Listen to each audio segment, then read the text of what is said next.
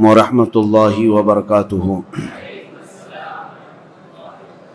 الحمد للہ وکفا وسلام علی حبیبہ المصطفیٰ، اما بعد فاعوذ باللہ من الشیطان الرجیم، بسم اللہ الرحمن الرحیم۔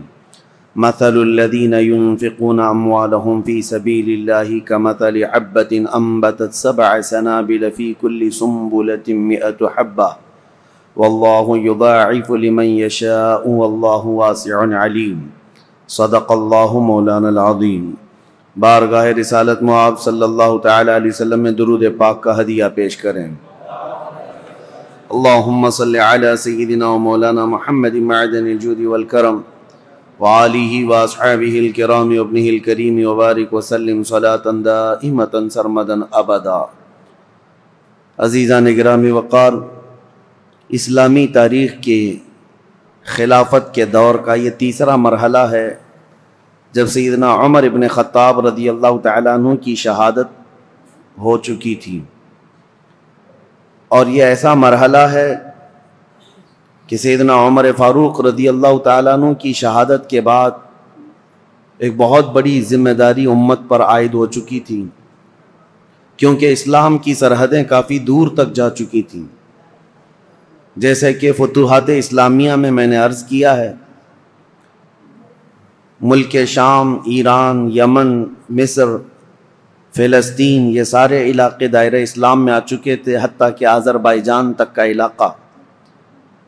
دور فاروقی میں اسلام وہاں تک پہنچ چکا تھا، اور صحابہ اکرام رضوان اللہ تعالیٰ علیہم اجمعین نے وہاں تبلیغ اسلام شروع فرمائی اور پرچم اسلام لہرایا۔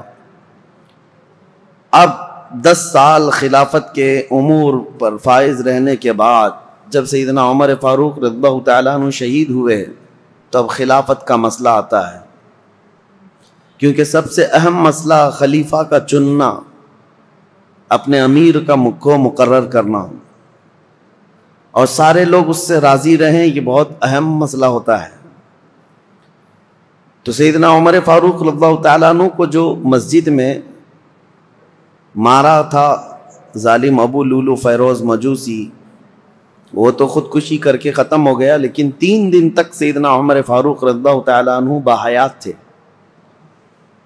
ان 3 دنوں کے اندر آپ نے کافی نصیحتیں کی، وصیتیں فرمائی۔ ان میں سے ایک وصیت یہ بھی تھی کہ آپ نے ایک شورا قائم کی تھی 6 صحابہ کی۔ اب خلیفہ کا انتخاب سب سے پہلے کیسے ہوا آپ کو میں بتاتا ہوں۔ اس سے قبل 2 خلیفہ عام مسلمانوں کی رائے سے متفق سب تھے، اس بات پر خلیفہ کا انتخاب ہوا، جیسے حضرت ابو بکر صدیق رضی اللہ تعالیٰ عنہ کا ہوا، اور حضرت عمر فاروق رضی اللہ تعالیٰ عنہ کا بھی۔ تمام صحابہ اس وقت جتنے موجود تھے، مہاجرین انصار، سب کا اتفاق تھا۔ یہ اور بات ہے کہ حضرت عمر فاروق کے متعلق حضرت ابو بکر صدیق رضی اللہ تعالیٰ عنہ نے پہلے سے اعلان کر دیا تھا۔ اب حضرت عمر کی شہادت کے بعد، بلکہ حضرت عمر نے اپنی شہادت سے پہلے 6 بڑے صحابہ جو عشرہ مبشرہ میں سے ہیں، جو رسول اللہ کے نہایت قریبی صحابہ تھے، ان کو طلب فرمایا۔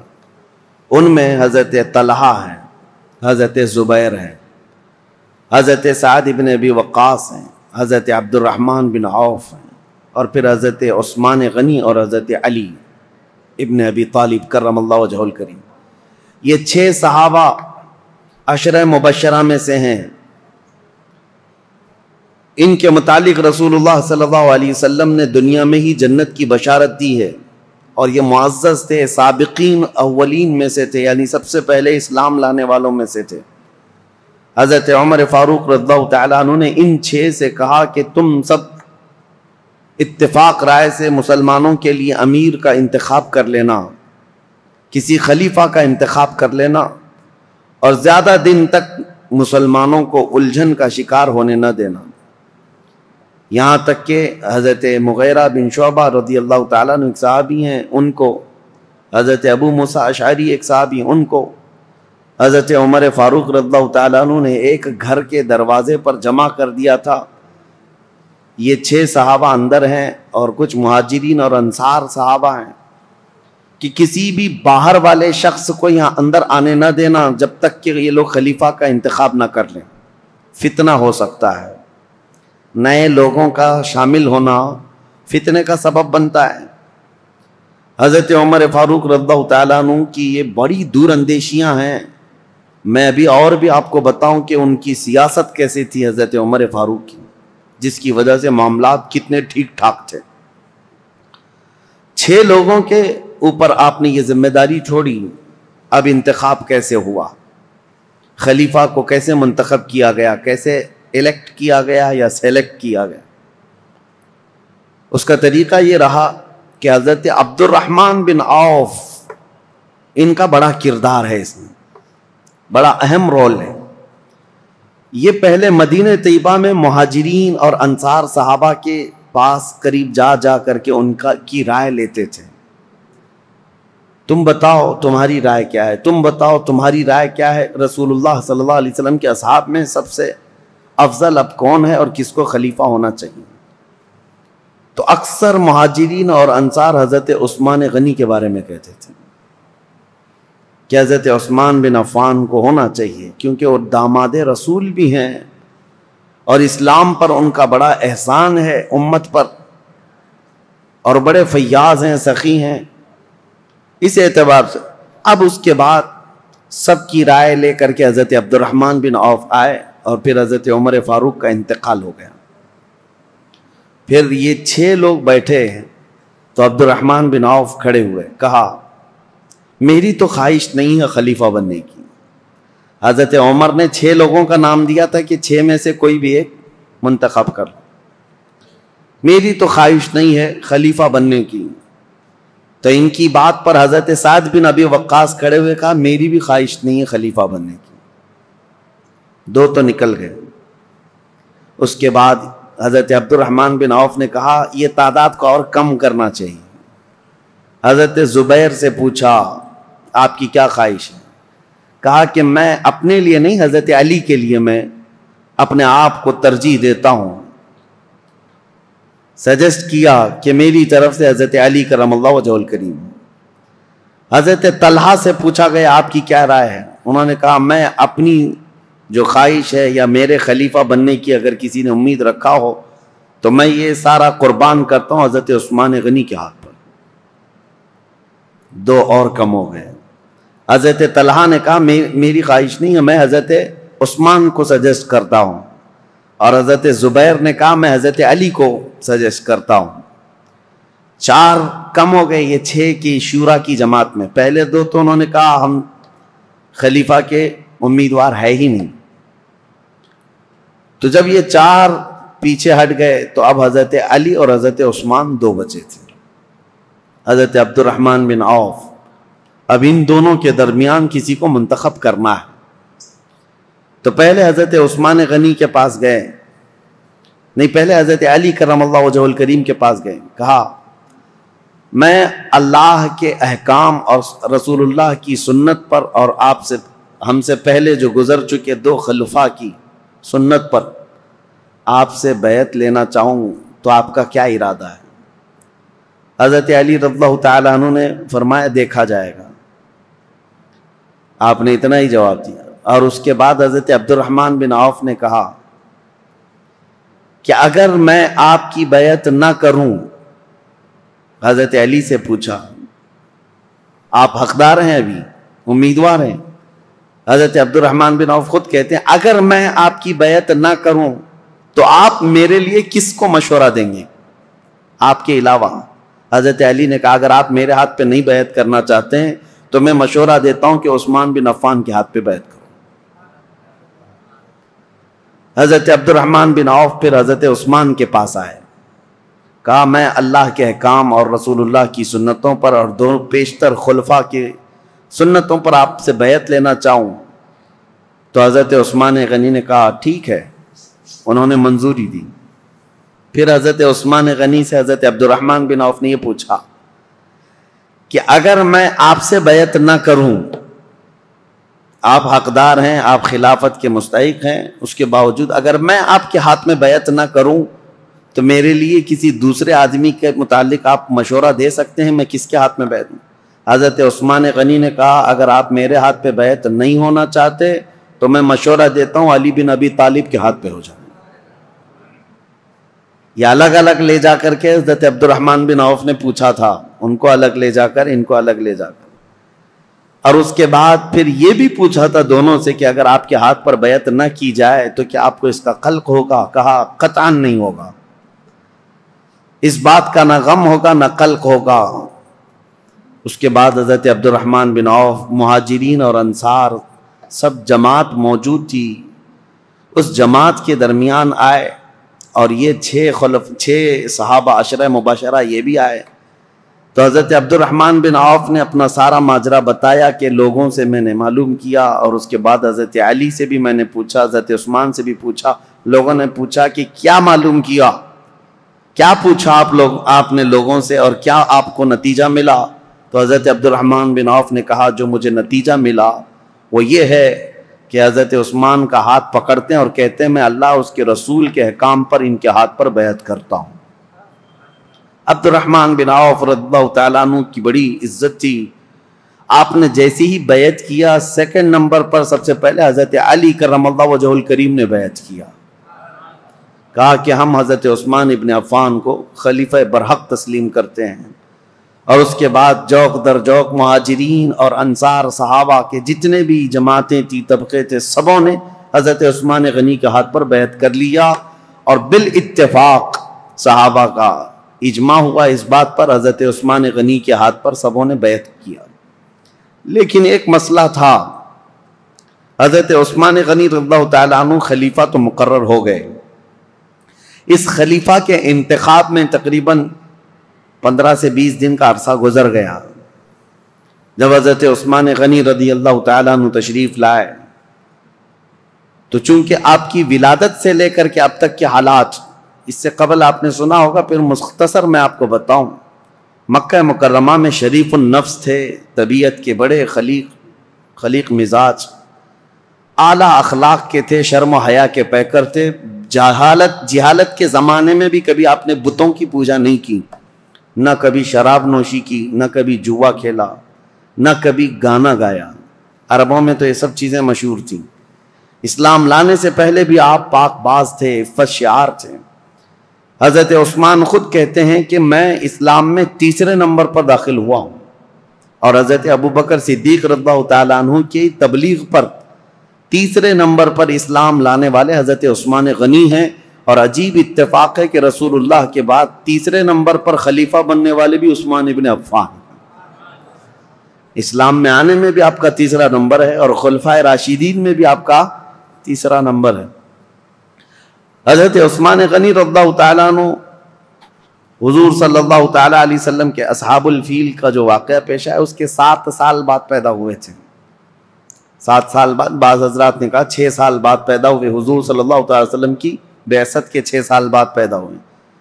اس اعتبار سے جب جوان ہوئے تو نبی پاک صلی اللہ تعالیٰ علیہ وسلم نے اپنی ایک بیٹی آپ کے نکاح میں دیا، حضرت ام کلثوم کو.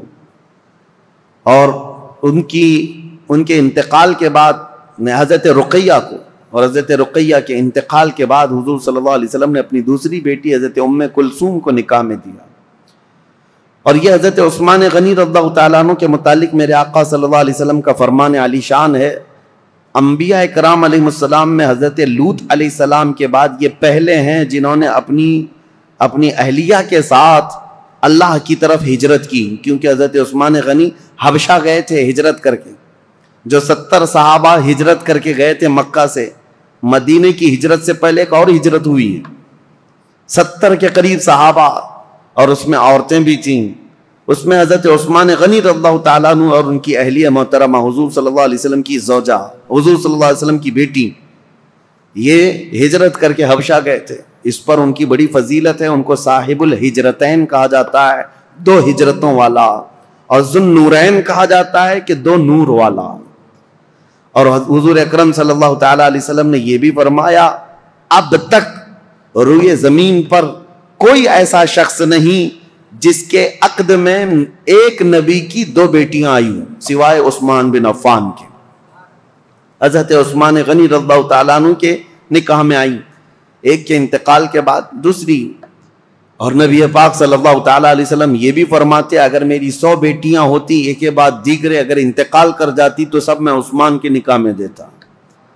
حضرت عثمان غنی کے متعلق میرے آقا یہ بھی فرماتے یہ میرے دادا میرے جد امجد حضرت ابراہیم علیہ السلام سے ملتے جلتے ہیں. اور یہ بھی فرمایا کہ عادتوں میں خصلتوں میں حضرت عثمان کے متعلق میرے آقا فرماتے کہ یہ میری عادتوں سے بہت ملتے جلتے ہیں. تو یہ رہے ان کے فضائل، یہ رہے ان کے اوصاف، ان کے کمالات. بلکہ ان کی فضیلتوں میں سب سے بڑی بات یہ ہے میرے آقا صلی اللہ تعالیٰ علیہ وسلم کی خود عادت کریمہ تھی. جب عثمان غنی حجرے میں آتے یا رسول اللہ کے پاس آتے، نبی پاک صلی اللہ تعالیٰ علیہ وسلم اپنے کپڑے سیدھے فرما لیتے. اگر پنڈلیوں تک بھی تہبند آ جاتی حضور کی تو آپ سیدھا کر لیتے. اور جب حضرت عثمان آتے تو حضور صلی اللہ تعالیٰ علیہ وسلم سیدھے ہو کر بیٹھ گئے یا اس طرح فرماتے. تو صحابہ حضرت عائشہ نے خود پوچھا تھا کہ عثمان کے آنے پر آپ اس طرح کیوں کرتے ہیں؟ میرے آقا صلی اللہ تعالیٰ علیہ وسلم فرماتے ہیں کیا میں اس شخص سے حیا نہ کروں جس سے اللہ کے فرشتے بھی حیا کرتے ہیں؟ وہ حیا کے پیکر تھے حضرت عثمان غنی رضی اللہ تعالیٰ عنہ. یہ ان کی فضیلت کے لیے سب سے بڑی بات ہے کہ اللہ کے فرشتے جس سے حیا کرتے ہوں وہ عثمان بن عفان. اب خلافت کا دور شروع ہوا لیکن ان کی قربانیاں بھی بہت ہیں. رسول اللہ صلی اللہ علیہ وسلم کے دور میں ان کے خلافت کا دور بیان کرنے سے پہلے یہ بات بھی ضروری ہے کہ ان کا جو احسان ہے وہ بھلایا نہیں جا سکتا. حضرت عثمان غنی کو اللہ تعالیٰ نے بے پناہ مال سے نوازا تھا. وہ تنہا خلیفہ ایسے ہیں جنہوں نے بیت المال سے پوری زندگی میں 1 روپیہ بھی خرچہ نہیں کیا اپنے لیے، ورنہ دوسرے خلفاء کا وظیفہ مقرر تھا. حضرت ابوبکر کا بھی تھا، حضرت عمر کا بھی تھا، تنخواہ مقرر تھی بیت المال سے. حضرت عثمان نے کوئی تنخواہ نہیں لی پوری زندگی بھر، بلکہ ان کا مال اتنا تھا کہ رسول پاک صلی اللہ تعالیٰ علیہ وسلم جیش العسرہ کے وقت ایک جنگ میں جانے کے وقت ترغیب دے رہے تھے مسلمانوں کو کہ کوئی مال اللہ کی راہ میں خرچ کرے. تب حضرت عثمان غنی آئے تھے اور کہا تھا میری طرف سے 100 اونٹ اور ساز و سامان کے ساتھ. حضور صلی اللہ علیہ وسلم نے دوبارہ ترغیب دیا تو حضرت عثمان پھر کھڑے ہوئے کہا میری طرف سے 200 اونٹ اور ساز و سامان. تیسری مرتبہ حضور نے فرمایا تو حضرت عثمان کھڑے ہوئے کہا 300 اونٹ میری طرف سے اور ساز و سامان. نبی پاک صلی اللہ تعالیٰ علیہ وسلم کھڑے ہوئے اور پھر حضرت عثمان غنی 1000 دینار، 40 دینار پر زکوٰۃ واجب ہوتی ہے، 7.5 تولہ سونے کے برابر 40 دینار ہوتے ہیں. 1000 دینار حضرت عثمان غنی جھولیوں میں بھر کر رسول پاک صلی اللہ علیہ وسلم کے پاس لا کر نظر کر دیا. حضور صلی اللہ تعالیٰ علیہ وسلم ان کے لائے ہوئے دینار کو الٹ پلٹ کرتے تھے اور منبر پر کھڑے ہو کر فرماتے آج کے بعد سے عثمان کو کوئی عمل نقصان نہیں دے سکتا، ان پر جنت واجب ہو چکی ہے. حضرت عثمان غنی کی یہ قربانیاں میرے عزیزو، یہ آسان لگتا ہے 100 اونٹ 200 اونٹ 300 اونٹ. اس زمانے میں بھی اونٹ کی قیمت جو ہے آج کی مشہور کار کے برابر تھی. اس وقت کی سواریاں ہیں، وہ جس کے پاس 1 اونٹ ہے یہ سمجھ لے کہ وہ بڑا امیر شخص ہوا کرتا تھا. اونٹ کی سواری مہنگی سواریوں میں سے ہوتی تھی اور 100 اونٹ نظر کر دینا، بلکہ 300 اونٹ ایک جنگ میں نظر کر دینا. ایک تاریخ داں ہیں، مورخ ہیں، انہوں نے اس زمانے کے کیلکولیشن کے اعتبار سے اس وقت کی جو بھی اماؤنٹ انہوں نے دی تھی حضرت عثمان غنی نے، اس کو کمپیئر کر کے بتایا ہے کہ اس دور میں حضرت عثمان غنی کا دیا ہوا دان، دیا ہوا صدقہ، قیمت اور اس کی مالیت اگر کمپیئر کی جائے تو اس زمانے کے 1 ارب 20 کروڑ روپیہ بنتے ہیں.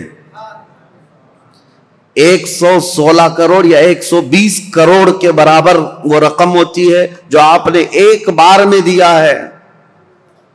کون ہے جو اتنی خطیر اتنی بڑی رقم میرے مصطفیٰ کریم صلی اللہ علیہ وسلم کے ایک فرمان پر لا کر نظر کر دے؟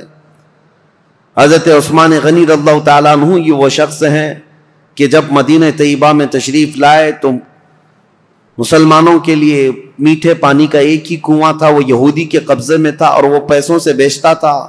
حضرت عثمان غنی رضی اللہ تعالیٰ عنہ نے حضور صلی اللہ علیہ وسلم کے اس فرمان پر کہ کون ہے جو یہ کنواں مسلمانوں کے لیے خریدے تو اس کے لیے جنت واجب ہے، یہ جنت کی نہر اس کے لیے، اپنے مال خاص سے اس کنویں کو خریدا حضرت عثمان غنی نے اور ہمیشہ کے لیے وقف کیا بیر روما۔ وہ کنواں آج بھی مدینے میں ہے اور پانی سے لبالب بھرا بھی ہے۔ مدینے والوں کے لیے پانی کا سب سے پہلے انتظام کرنے والے عثمان بن عفان ہیں۔ ان کے علاوہ مدینے کی تجارت کا جو سامان ہوا کرتا بازار میں، یہودی پورے مارکیٹ پر قبضہ کیے ہوئے رہتے تھے، باہر سے آتے تجارت کرتے اور پیسہ بہت زیادہ لے کر جاتے۔ حضرت عثمان غنی نے پورے بازار کو کیپچر کر لیا تھا۔ یہودی تجارت کے قافلے کو مدینہ آنے سے پہلے ہی روک لیتے تھے اور پورا مال خرید لیتے تھے اور مدینہ طیبہ میں لا کر 10 گنا زیادہ قیمتوں پر وہ مال بیچتے تھے۔ حضرت عثمان غنی اس طرح تجارت کے قافلے خود ہی 2 منزلیں پہلے ہی جا کر کے پورا قافلہ خریدنے لگ گئے۔ خرید کر کے مدینے آتے اور یہودی پوچھتے عثمان یہ مال ہمارے ہاتھ بیچ دو۔ حضرت عثمان نے پوچھا ایک بار کتنا تم بڑھا کر کے دو گے؟ یہودیوں نے کہا کہ جتنے میں آپ خریدا ہے اس کا ڈبل لے لو۔ آپ نے کہا نہیں، اتنے کم فائدے میں نہیں بیچوں گا۔ یہودی نے کہا 2 گنا زیادہ، یعنی ٹرپل، 100 کا ہے تو 300 لے لو۔ حضرت عثمان نے کہا اتنا بھی نہیں۔ یہودی بڑھاتے گئے، کہا 5 گنا زیادہ میں دے دو۔ حضرت عثمان نے کہا اتنے میں بھی نہیں بیچوں گا۔ یہاں تک کہ بات کرتے کرتے یہودیوں نے 10 گنا تک بڑھا دیا کہ اتنے میں مال بیچ دو، 100 میں خریدا ہے تو 1000 میں دے دو۔ اس سے زیادہ چیلنج کرتے ہیں ہم کہ تم سے یہ مال کوئی نہیں خرید سکے گا، نفع میں ہو بیچ دو۔ حضرت عثمان نے کہا نہ، مجھے اس سے زیادہ نفع چاہیے، اگر خرید سکتے ہو تو بتاؤ۔ یہودی عاجز آ گئے، 10 گنا زیادہ میں خریدنے پر بھی وہ نہیں دے رہے ہیں۔ دوسرے دن سب جب چلے گئے کہا کہ ہم نہیں خریدیں گے تمہارے مال کو۔ حضرت عثمان غنی مدینہ طیبہ میں ایک میدان میں وہ پورا غلہ اناج اور قافلے کا تجارت کا سامان سب اتارتے ہیں، اہل مدینہ کو آواز دیتے ہیں جس کو جو ضرورت ہے، جتنی ضرورت ہے وہ اس مال سے لے جا سکتا ہے۔ انفاق فی سبیل اللہ، جتنوں کو ضرورت تھی سبوں نے مال لے لیا۔ یہودی آئے اور پوچھا کہ کیا عثمان تم نے مال بیچ دیا؟ کہا ہاں۔ کتنے نفع میں؟ کہا میرے رب کے ہاتھ میں 70 گنا زیادہ نفع میں بیچ دیا، کیونکہ اللہ تعالیٰ نے فرمایا ہے کہ جو اللہ رب العزت کی راہ میں ایک خرچ کرے اللہ تعالیٰ اس کو 70 گنا زیادہ عطا کرتا ہے۔ میں نے بہت بڑا سودا کیا جو تمہاری حیثیت نہیں ہے دینے کی۔ یہ عثمان ابن عفان ہیں۔ اب آئیں، یہ خصائل اور یہ اوصاف حمیدہ ان کے سنانے بہت ضروری تھے۔ اس کی وجہ کیا ہے کہ بعد میں آنے والے حالات اس پر آپ کی نظر ہونی چاہیے کہ حضرت عثمان غنی کا تذکرہ ہو رہا ہے تو ایک عام آدمی کا ذکر نہیں ہو رہا ہے۔ ان کے اپنے کمالات ہیں، ان کی خصلتیں ہیں، ان کی بہت ساری ان کی اسپیشلٹی، یہ سب چیزیں معلوم ہونی چاہیے۔ اب آگے چلتے ہم دور عثمانی پر۔ حضرت عثمان غنی رضی اللہ تعالیٰ عنہ جیسے ہی خلافت کے منبر پر کھڑے ہوئے، آپ کے لیے بڑے چیلنجز تھے۔ پہلا خطبہ آپ نے جو دیا وہ خطبہ یہ تھا کہ آپ نے اللہ، اس کے رسول کے احکامات کی تعلیم اور تلقین کی اور اللہ سے ڈرایا لوگوں کو، اس کے بعد بول نہ سکے، کپ کپی آئی جسم میں اور کہا کہ اے لوگوں، کسی بھی آدمی کے لیے پہلی مرتبہ گھوڑے پر سوار ہونا بہت مشکل ہوتا ہے۔ پہلی مرتبہ گھوڑے پر سوار ہونا بہت مشکل ہوتا ہے اور وہ سواری نہیں کر پاتا۔ مجھے تم سبوں نے اس خلافت کے بوجھ پر یا خلافت کے تخت پر سوار کر دیا ہے۔ اور رہی بات خطبہ دینے کی، میرے پورے خاندان میں کوئی خطیب نہیں ہے، جیسی جیسی ذمہ داریاں آئیں گی میں خطبہ دے دوں گا۔ آج کے لیے اتنا ہی کافی ہے، اللہ کے فرائض پر عمل کرو، رسول اللہ کی سنتوں پر چلو، یہ کہہ کر کے آپ اتر آئے۔ اب دیکھیں چیلنجز کیا کیا تھے آپ کے زمانے میں جن سے آپ کو فیس کرنا تھا۔ سب سے پہلا دن تھا خلافت کا، تبھی آپ کے متعلق یہ بات آئی کہ حضرت عمر کے ایک بیٹے تھے عبید اللہ، حضرت عمر ابن خطاب فاروق اعظم کے بیٹے عبید اللہ۔ ہوا یہ تھا کہ حضرت عمر کو جس نے شہید کیا وہ ابو لولو فیروز مجوسی، وہ تو خود تلوار سے اپنے آپ کو مار کر مر گیا، خودکشی کیا۔ لیکن حضرت عبید اللہ کو یہ شک تھا کہ اس کے ساتھ اور بھی لوگ تھے، تو 2 لوگوں کو انہوں نے پکڑ لیا جو 2 باہر سے آئے ہوئے تھے، اور اس شک میں حضرت عبید اللہ نے وہ دونوں کو بھی قتل کر ڈالا کہ میرے باپ کے قاتل ہیں یہ۔ حضرت عمر کے قتل میں منصوبوں میں یہ شریک تھے، کیونکہ اس دن فجر کی نماز کی پہلی صف میں وہ 2 لوگ بھی موجود تھے۔ حضرت عبید اللہ نے قتل کر دیا دونوں، لیکن یہ مقدمہ حضرت عثمان کے پاس آیا کہ عبید اللہ نے جن کو قتل کیا وہ صرف شک کی بنیاد پر، حضرت عمر کے وہ قاتل نہیں ہیں۔ اب وہ دونوں کے خاندان کے لوگ بھی موجود تھے، سبوں نے کہا ان کا حضرت عمر کے قتل سے کوئی لینا دینا نہیں، لیکن ان کو عمر بن خطاب کے بیٹے نے قتل کر دیا ہے۔ حضرت عثمان نے ان کو طلب کیا، عبید اللہ کو، وہ حضرت عبید اللہ کو کھڑا کیا گیا، فیصلہ کیا کرنا ہے۔ صحابہ اکرام سے آپ مشورہ لیتے رہے کہ ان کے متعلق کیا کیا جائے، انہوں نے 2 لوگوں کا قتل کیا ہے، تو صحابہ نے کہا قتل کا قصاص قتل ہے، قصاص لینا ہوگا، 2 کو انہوں نے مارا ہے، بدلے میں ان کو جان دینی پڑے گی۔ حضرت عثمان غنی نے کہا دیکھو وہ دونوں خاندان کے لوگ جن کے 2 مرد تم نے قتل کیے، اس کے بدلے میں اب تمہارا قتل ہوگا۔ لیکن کچھ صحابہ آئے اور کہا عثمان ابن عفان سے، کہا یہ کیسی بات ہے کہ ابھی ابھی خلیفہ برحق عمر ابن خطاب کا انتقال ہوا، ان کے گھر والوں کے لیے بڑا صدمہ ہے کہ وہ بھی قتل ہوئے ہیں، شہید ہوئے ہیں، اور آج ہم ان کے بیٹے کو قتل کر رہے ہیں قصاص میں۔ حضرت عثمان طبیعت کے بڑے نرم مزاج ہیں، پہلے خلیفہ سے بالکل برعکس، یعنی حضرت عمر کے سے مزاج میں ان کا مزاج زمین آسمان کا فرق ہے۔ حضرت عثمان غنی رضی اللہ تعالیٰ عنہ نے وہ دونوں مقتول جو تھے، قتل ہوئے تھے، ان کے خاندان والوں سے کہا کہ اگر تم بدلے میں قصاص میں جان کے بدلے کوئی اور چیز طلب کرنا چاہو تو بتاؤ۔ انہوں نے کہا ہمیں مال کی ضرورت ہے۔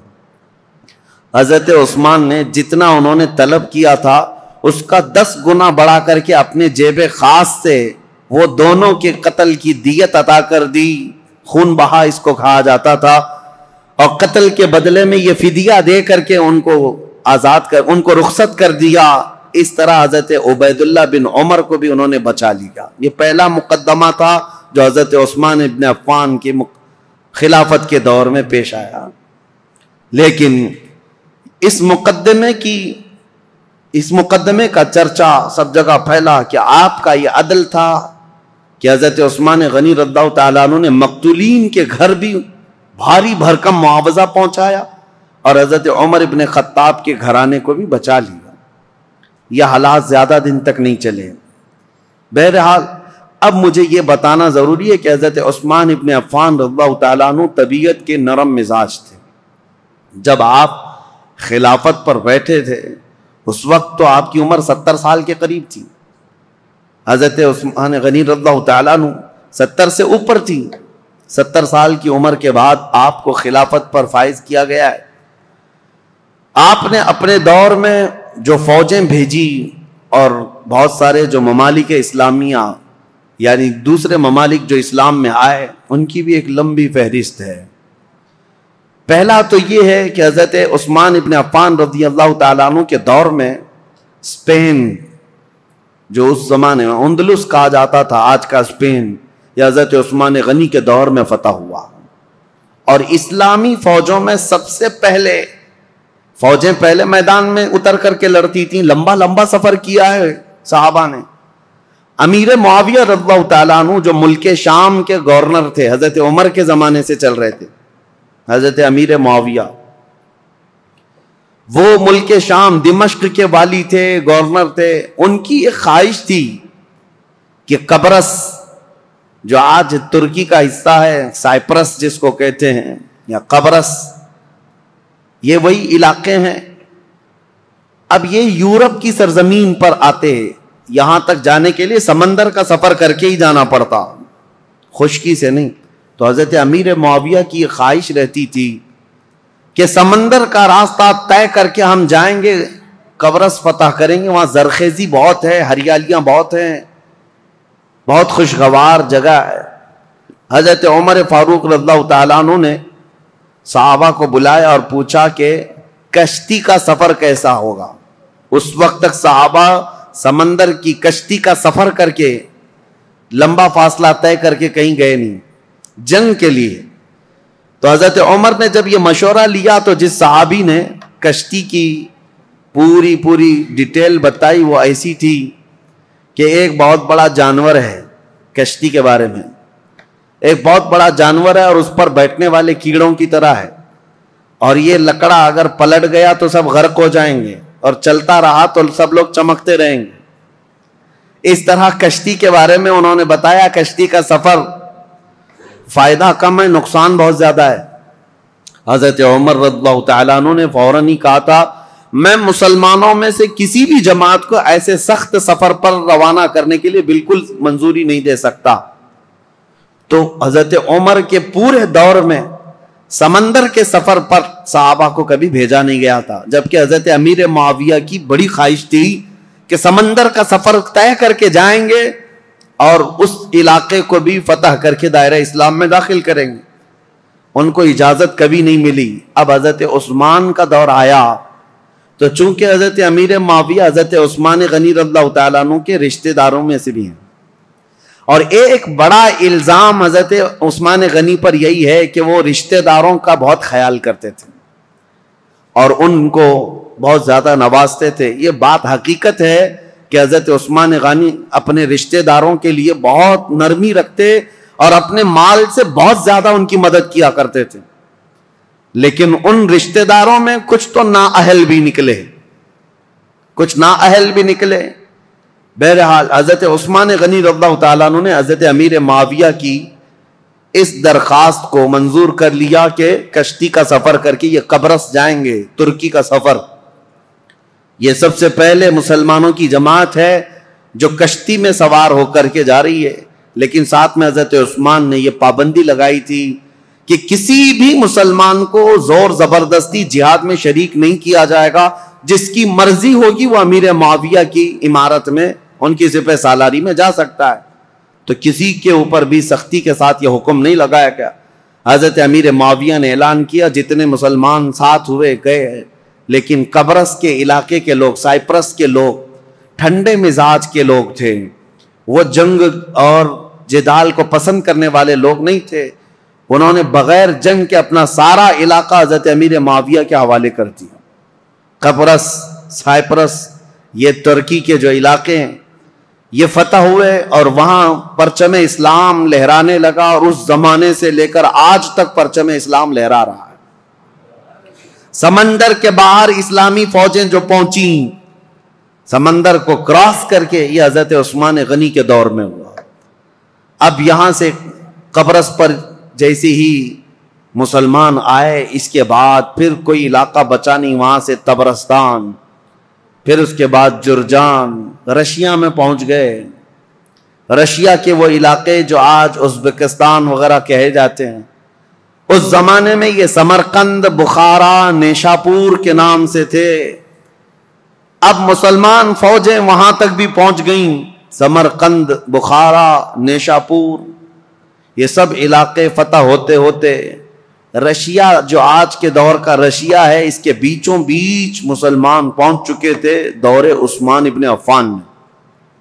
میرے عزیزو, مجھے عجیب حیرت ہوتی ہے پڑھ کر کے مسلمانوں کی کوئی سرحد نہیں تھی, وہ نکلتے چلے جاتے تھے, صحراؤں کو عبور کیا, جنگلوں کو پار کیا, سمندروں کو, سب چیزیں انہوں نے پھلانگ دیں اور اسلام کو کہاں سے کہاں لے آئے. ایک خطہ یہ تھا جو یورپ کی سرزمین پر گئے, ایک خطہ ایشیا کوچک یا پھر رشیا کی طرف جس کو کہیں, اس طرف نکلا صحابہ کا. اب تیسرا ایک طبقہ ہے صحابہ کا جو بہت اہم کردار ادا کیا حضرت عثمان غنی کے زمانے میں. حضرت عثمان ابن عفان رضی اللہ تعالیٰ عنہ کے زمانے میں ایک صحابی ہیں حضرت عبداللہ بن عبید, ان کو سپہ سالاری تھی اور یہ اپنی جماعت لے کر کے سب سے پہلے سارے علاقے پھلانتے ہوئے, عبداللہ بن ابی سرح جو مصر میں آئے تھے, یہاں سے انہوں نے سب سے پہلے جو داخلہ کیا وہ افریقہ کے جنگلات میں اور بربر قوم کے سامنے اسلام کو لے کر پہنچ گئے. اب وہ تاریخ اگر میں آپ کو بتاؤں، بربر قوم کون ہے؟ بربر یہ لفظ ہی مشہور ہو گیا. جب کبھی کوئی بہت زیادہ سختی کرتا ہے تو اس کو کہتے ہیں ظلم و بربریت. ظلم اور بربریت یہ لفظ جو ہے نا مترادف ہے، ہم معنی ہے، ایک ہی معنی کا ہے. یہ جنگلوں میں رہنے والی ایک ایسی قوم جو کپڑے بھی نہیں پہنتی تھی اور انسان خور، آدم خور، انسانوں کا گوشت بھی کھا جانے والی قوم، اور ان کی زبان نہیں، نہ ادھر کبھی انسانوں میں ان کا آنا جانا ہے. وہ جنگلات میں رہنے والی قوم، اور ذرا برابر ان کے دل میں رحم نہیں، جس چیز کو دیکھیں مار ڈالیں، بہت سختی کے ساتھ مار ڈالیں. اور نہ ہی کوئی تہذیب، کوئی سلیقہ، نہ کوئی اخلاق، عام سی زندگی گزارتے، جانوروں کی طرح رہتے. بلکہ ان کے ہاں مردوں اور عورتوں کا اختلاط ایسے ہی ہوتا تھا جیسے جانوروں کا ہوتا ہے. یہ بربر قوم افریقہ کے جنگلات میں رہنے والی، اس قوم کے پاس بھولے بھٹکے اگر کوئی انسان پہنچ بھی جاتا تو ان کا لقمہ بن جاتا تھا. شام میں اس کا کباب بننے والا ہوتا، وہ اس کو بھون کر کھا جاتے تھے. اس سخت ترین قوم کے پاس جانا ایک بہت بڑا چیلنج تھا. رسول پاک صلی اللہ تعالی علیہ وسلم کے عظیم ترین صحابہ جو چٹانوں کے پاس بھی جمے رہ گئے، سمندروں کو بھی انہوں نے پھلانگ دیا، وہ انسانوں کی ایک جماعت سے کیسے پیچھے ہٹتے، وہاں پر بھی پہنچ گئے. افریقہ کی اس بربر قوم کے پاس پہنچے. اب آپ کو میں بتاؤں، وہ بربر قوم جو آدم خور تھی، انسانوں کو کھاتی، ظلم ان کا بہت انتہا کو رہتا، وہ اچانک دائرہ اسلام میں آئے، میرے مصطفیٰ کریم صلی اللہ علیہ وسلم کے سچے غلاموں میں شامل ہوئے. کیسے یہ انقلاب آ سکتا ہے؟ کبھی آپ سوچیں. ہم نے بہت تحقیق کی کہ ایک نئی قوم کے پاس جانے کے لیے ان کی زبان تو کم سے کم معلوم ہونی چاہیے، ان کو تبلیغ کس زبان میں کریں. اور عربوں کا حال یہ ہے کہ وہ اپنی عربی چھوڑ کر دوسری زبان بولنا ہی نہیں چاہتے. آج تک آپ جا کر کے دیکھیں، انگلش میں بولنے کو وہ عیب سمجھتے ہیں. آتی ہے انگلش، سمجھتے ہیں، لیکن انگلش بولنا نہیں چاہتے. کہتے ہیں نہیں، ہماری زبان عربی ہے، باقی سب گونگے ہیں. عرب کو آج بھی اپنی زبان پر وہ فخر ہے، وہ دوسری زبانوں کو کچھ بھی اپنے ہاں آنے نہیں دیتے. اس بربر قوم کے پاس جو زبان تک نہیں جانتی، صحابہ دین اسلام لے کر کیسے گئے؟ ہم نے معلوم کیا تو اس بربر قوم کو انہوں نے زبان سے نصیحتیں نہیں کی، بلکہ صرف اخلاق رسول سے ان کو اسلام کی طرف مائل کیا ہے. صرف میرے آقا صلی اللہ تعالی علیہ وسلم کی خوشبوئیں تھیں جو اس افریقہ کے جنگلات میں رہنے والی قوم کو بھی اسلام کا گرویدہ بنایا. یہ دور عثمانی میں افریقہ میں اسلام داخل ہو چکا. افریقہ کے علاقے فتح ہوتے گئے، اور اس کے بعد ایک دو نہیں، آج کے بر اعظم افریقہ، جو افریقہ کا کانٹیننٹل جس کو کہتے ہیں پورا علاقہ، اس کے کئی ممالک ایسے ہیں جو حضرت عثمان غنی رضی اللہ تعالیٰ عنہ کے دور میں پرچم اسلام سے لہراتے رہے، تو آج تک وہ اسلام میں ہیں. افریقہ کی سرزمین تک اسلام پہنچ گیا. اب یہاں سے افریقہ میں نے 3 علاقے بتائے، ایک ترکی کی طرف قبرص، اور ایک رشیا کی طرف سمرقند، بخارا، نیشاپور، اور تیسرا افریقہ کی سرزمین تک اسلام کو پہنچانے والی جماعتیں حضرت عثمان ابن عفان کے دور کی تھیں. اور سب سے پہلے سمندری سفر طے کر کے جانے والی جماعت بھی حضرت عثمان غنی رضی اللہ تعالیٰ عنہ کے دور کی تھی. خلافت کے کل 12 سال آپ کو ملے. حضرت عثمان غنی رضی اللہ تعالیٰ عنہ خلافت کے کل 12 سال تھے. ان 12 سالوں میں شروع کے 6 سال نہایت ہی اعلیٰ تھے، سب امن و امان، اور سب جگہ اتنے مال کی فراوانی تھی. حضرت عثمان غنی کا دور اتنا خوشحال تھا کہ جو مال غنیمت ملتا، حضرت عثمان غنی جو اس میں تقسیم کرتے، تو ایک ایک آدمی کو اس زمانے میں 1-1 لاکھ درہم ملتے تھے. 1-1 لاکھ درہم. جس کی وجہ سے کچھ لوگوں میں نکما پن آ گیا. جب مال زیادہ آتا ہے تو کام کرنے کی اور کمانے کی عادت چھوٹنے لگتی ہے. پیسہ زیادہ آ گیا تو اب کیا کریں گے؟ عیش کریں گے. تو کچھ نوجوانوں کے اندر یہ خرابی آنے لگ گئی تھی. وہ گلیل لیتے تھے، کبوتروں کو مارتے اور کبوتر بازی کرنے لگتے، اڑاتے رہتے تھے. پیسے کا نشہ ہی کھیل کود میں لگا دیتا ہے. حضرت عثمان غنی رضی اللہ تعالیٰ عنہ نے اتنا مال تقسیم کیا تھا کہ یہ نکمے ہونے لگے. اس کے لیے باضابطہ طور پر ایک آفیسر، ایک وزیر بنایا حضرت عثمان غنی نے. اور اس سخت قسم کے وزیر، وہ صحابی رسول تھے، سب کی گلیلیں پکڑ کر انہوں نے کاٹ دی. اور جتنے کھیلتے تھے کبوتر، ان سب کو قید کیا. یہ سختی کے ساتھ آپ نے کبوتر بازی کو بند کیا تھا. یہ صرف میں مثال کے لیے بتا رہا ہوں کہ فراوانی اتنی آئی، کشادگی اتنی آئی، خوشحالی اتنی آئی کہ ایک ایک شخص کو 1-1 لاکھ درہم ملا کرتے تھے مال غنیمت سے. اب یہ فراوانی آنے کے بعد ہی، اسی لیے کہتے ہیں نا، جب مال زیادہ ہوتا ہے تو لوگوں میں فتنے بھی بڑھنے لگ جاتے ہیں، فتنے بھی زیادہ ہونے لگتے ہیں. ایک بات آپ یاد رکھنا، اس مسجد کے صدر ٹرسٹی بننے کی بہت زیادہ خواہش ہوتی ہے جس مسجد کی انکم زیادہ ہوتی ہے. بہت سارے لوگوں کا یہ حال ہے. کسی غریب مسجد میں ٹرسٹی بناؤ، دوسرے دن استعفیٰ دے کے بھاگا آئے گا، یہاں تو کچھ ہے ہی نہیں. بلکہ بار بار چندہ کر کر کے امام کو دینا پڑتا ہے، بار بار چندہ کر کے مسجد کو دیکھنا پڑتا ہے. غریب مسجد کا جلدی کوئی بننا نہیں چاہتا. ہاں، جس کی بہت ساری دکانیں ہیں، بہت سارا اس کا انکم کا آنا جانا لگا ہوا ہے. دیکھو کتنے امیدوار ہیں، ہر گلی میں ایک صدر کھڑا ہے. مال زیادہ ہے تو فتنے بھی زیادہ. جب مال زیادہ بڑھنے لگتا ہے تو سب کی آنکھیں بھی کھل جاتی ہیں کہ ہمیں بھی خدمت کرنے کا موقع ملے. سب بات یہی کرتے ہیں، ہم کو بھی خدمت کرنے کا موقع ملے. اس میں کس کی خدمت کا؟ پیٹ کی خدمت کا. یہ موقع بہت سارے لوگوں کو چاہیے ہوتا ہے. اسی لیے سیدنا ابو بکر صدیق اور حضرت عمر کے دور کا یہ حال تھا کہ وہ بیت المال میں 1 درہم بھی بچاتے نہیں تھے، بانٹ کر کے جھاڑو بھی جھاڑ دیتے تھے. یہاں مال رہے گا تو فتنہ نہ ہونے پائے. اب 2 چیزیں حضرت عثمان غنی رضی اللہ تعالیٰ عنہ کے دور میں آئی اور مسلمانوں پر ایک بہت برا اثر قائم کر گئیں. ایک تو یہ تھی کہ خوشحالی بہت زیادہ آئی. اب اسلام بہت دور دور تک جا چکا ہے. ظاہر سی بات ہے، اتنی دور تک ایک خلیفہ کی نگرانی میں چل رہا اتنا بڑا خطہ. یہ ضروری تو نہیں کہ ہر اسلام میں آنے والا سب مخلص ہی ہوگا. کئی فتنے بھی تھے، کئی نئے لوگ اس میں آ رہے تھے. اب حضرت عثمان غنی رضی اللہ تعالیٰ عنہ کے دور خلافت میں جو بڑے معاملات پیش آئے اس کی طرف میں آتا ہوں.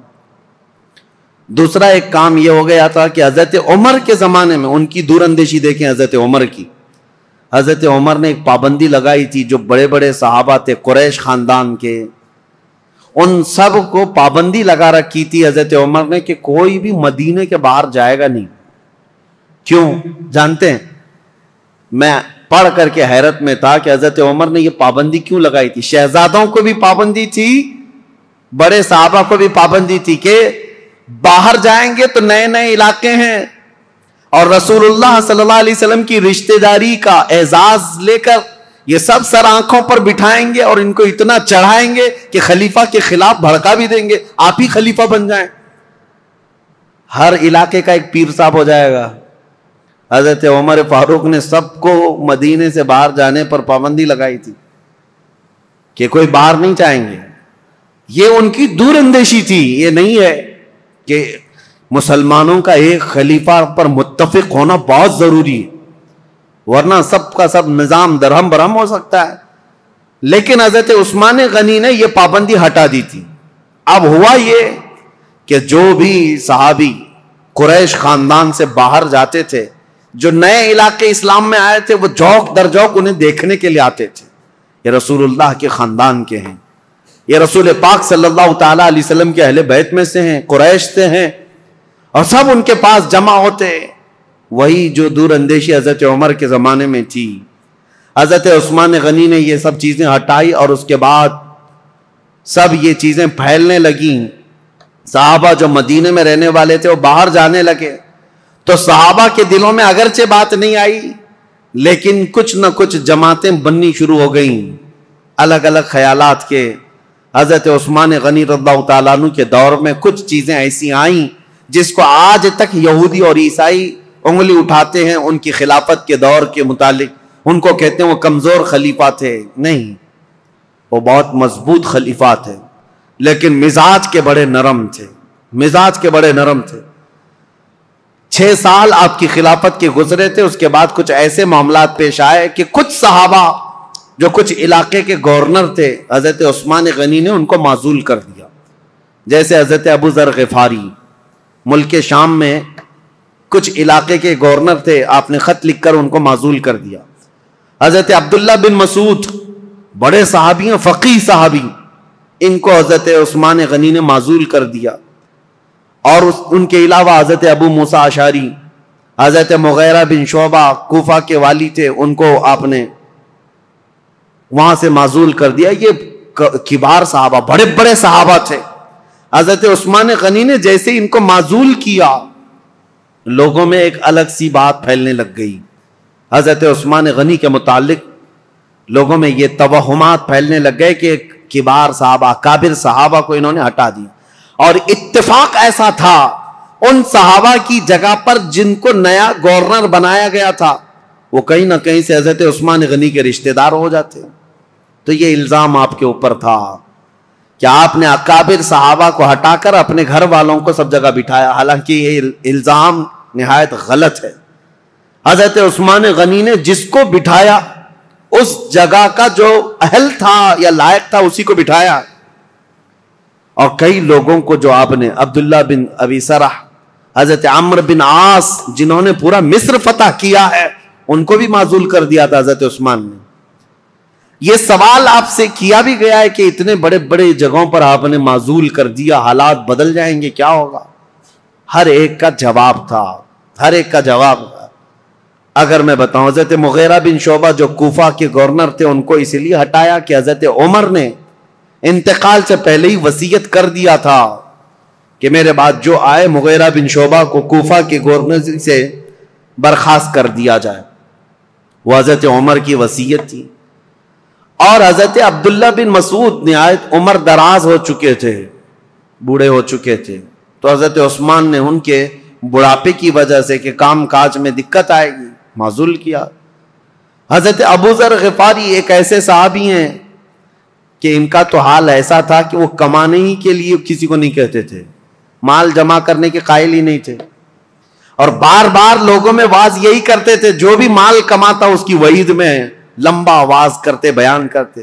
حضرت امیر معاویہ ملک شام میں تھے، وہاں سے خط لکھا حضرت عثمان غنی کو کہ یہ ابو ذر غفاری جتنے بھی خطبے دیتے ہیں، واز کرتے ہیں، اس سے تو کوئی آدمی کمانے جانا ہی نہیں چاہتا ہے.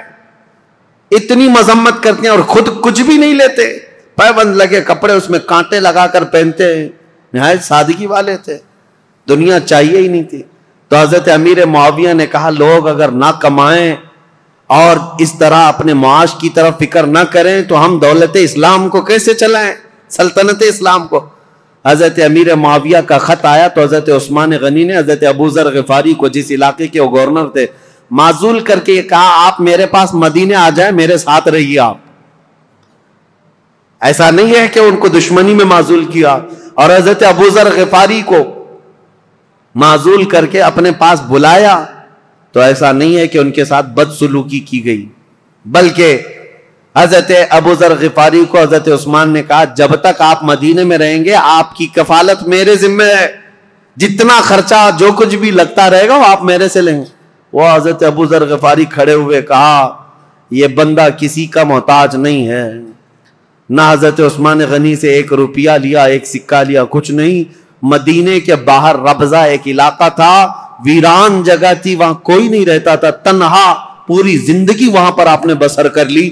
ان کی بیوی ساتھ تھی، روایت میں موجود ہے جب ان کا انتقال ہوا تو ان کی بیوی چوراہے پر آ کر کھڑے ہو کر اعلان کرتی تھی کہ کوئی آ جائے، میرے شوہر کا انتقال ہوا، جنازہ اٹھانا ہے. جنازہ اٹھانے کے لیے وہ اعلان کرتی رہی. اس طرح کی زندگی گزار کر چلے گئے حضرت ابو ذر غفاری. تو وہ تو نہایت سادہ مزاج تھے. حضرت عثمان غنی نے ان کو اگر گورنری سے معزول کیا تھا تو صرف اس لیے، باقی ان کو کوئی اس طرح کی بدسلوکی کرنا یا ان کے ساتھ برا سلوک کرنا قطعاً مقصد نہیں تھا.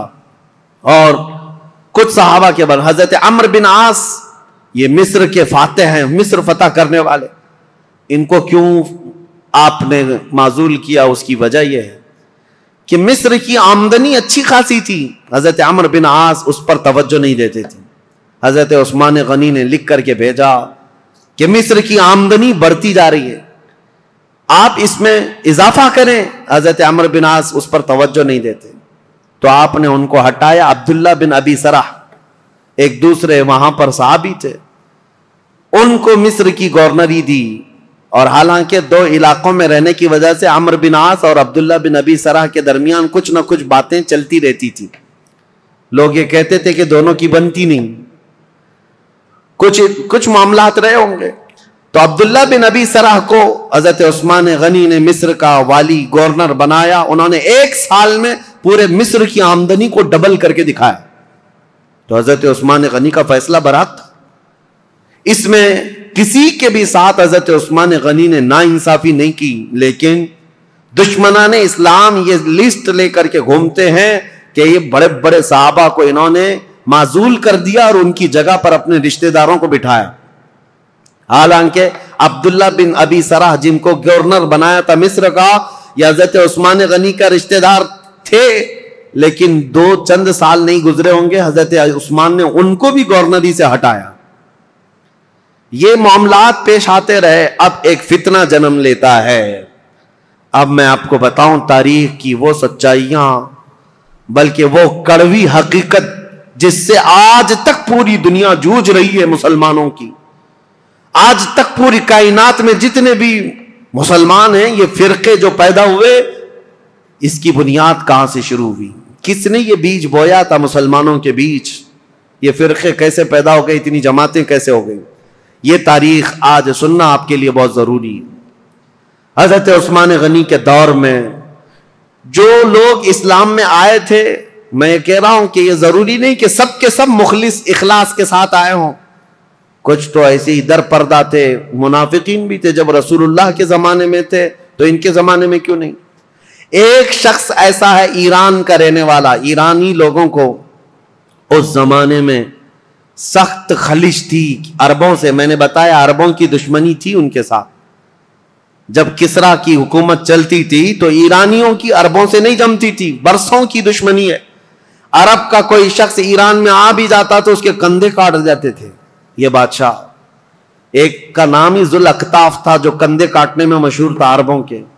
اور ایرانی اگر عربوں کے پاس آتے تو ایسا نہیں ہے کہ عرب انہیں چھوڑ دیتے تھے، عرب بھی جو ہے ان کے ساتھ بھرپور مقابلہ کرتے تھے. تو یہ دشمنی کے بعد جب اسلام آ گیا تو ظاہر سی بات ہے ایران میں اب مسلمان تھے، لیکن وہ عربوں کی حکومت کے نیچے تھے. حکومت کون کر رہا تھا ان کے اوپر؟ عرب کر رہے تھے.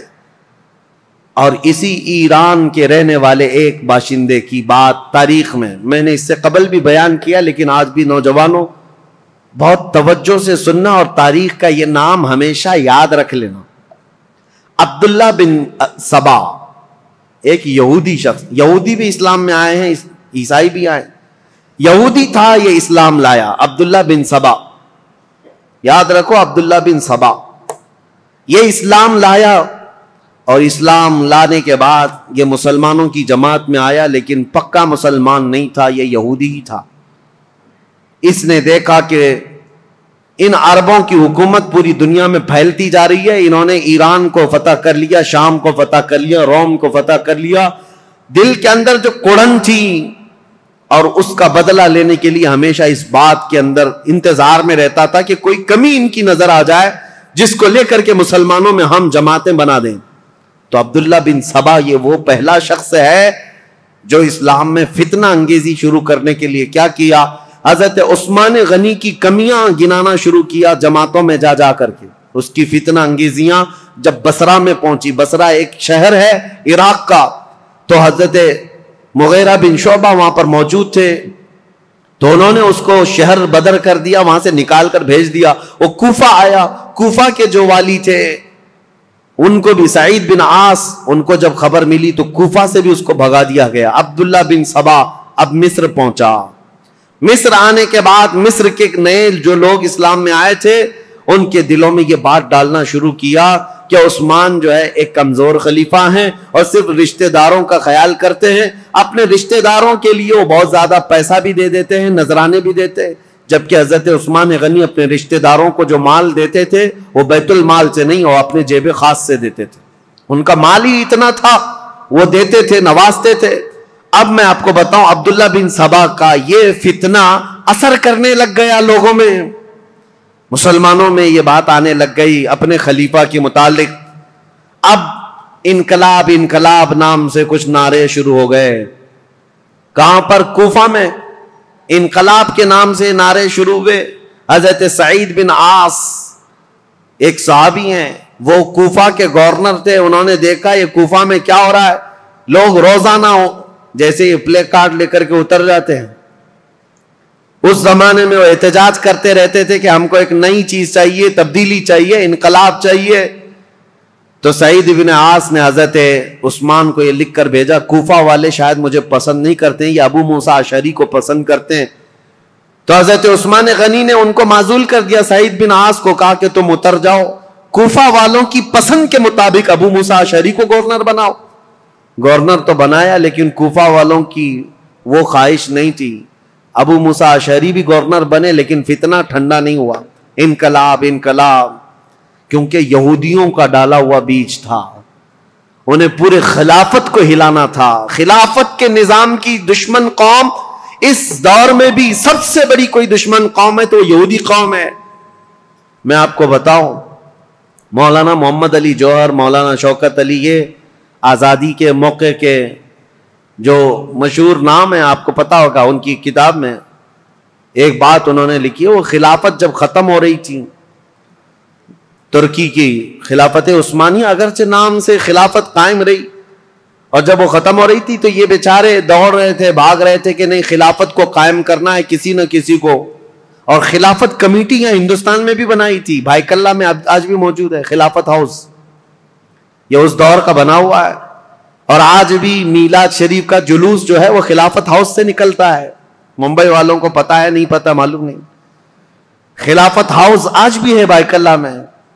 خلافت کو قائم کرنے کے چکر میں وہ دوڑتے رہے، کیوں؟ ان کی بتائی ہوئی ایک بات بتا رہا ہوں، یہودیوں نے کہا تھا، ایک بڑے یہودی دانشور نے ان سے کہا تھا، ہمیں مسلمانوں کی نماز سے، ان کے زکوٰۃ سے، ان کی قربانیوں سے، ان کی ٹوپی داڑھی سے، ان کی مسجدوں سے کوئی بھی نفرت نہیں، کوئی مذائقہ نہیں، وہ جتنی نمازیں پڑھنا ہے سب پڑھیں، لیکن ہم چاہتے ہیں مسلمانوں میں دو باتیں کبھی نہ آئیں، ایک دو لفظ کبھی نہ آئیں، یہودی یہ چاہتے ہیں مسلمانوں کی زبان پر دو لفظ کبھی نہ آئے، ایک جہاد کا لفظ نہ آئے، دوسرے خلافت کا لفظ نہ آئے۔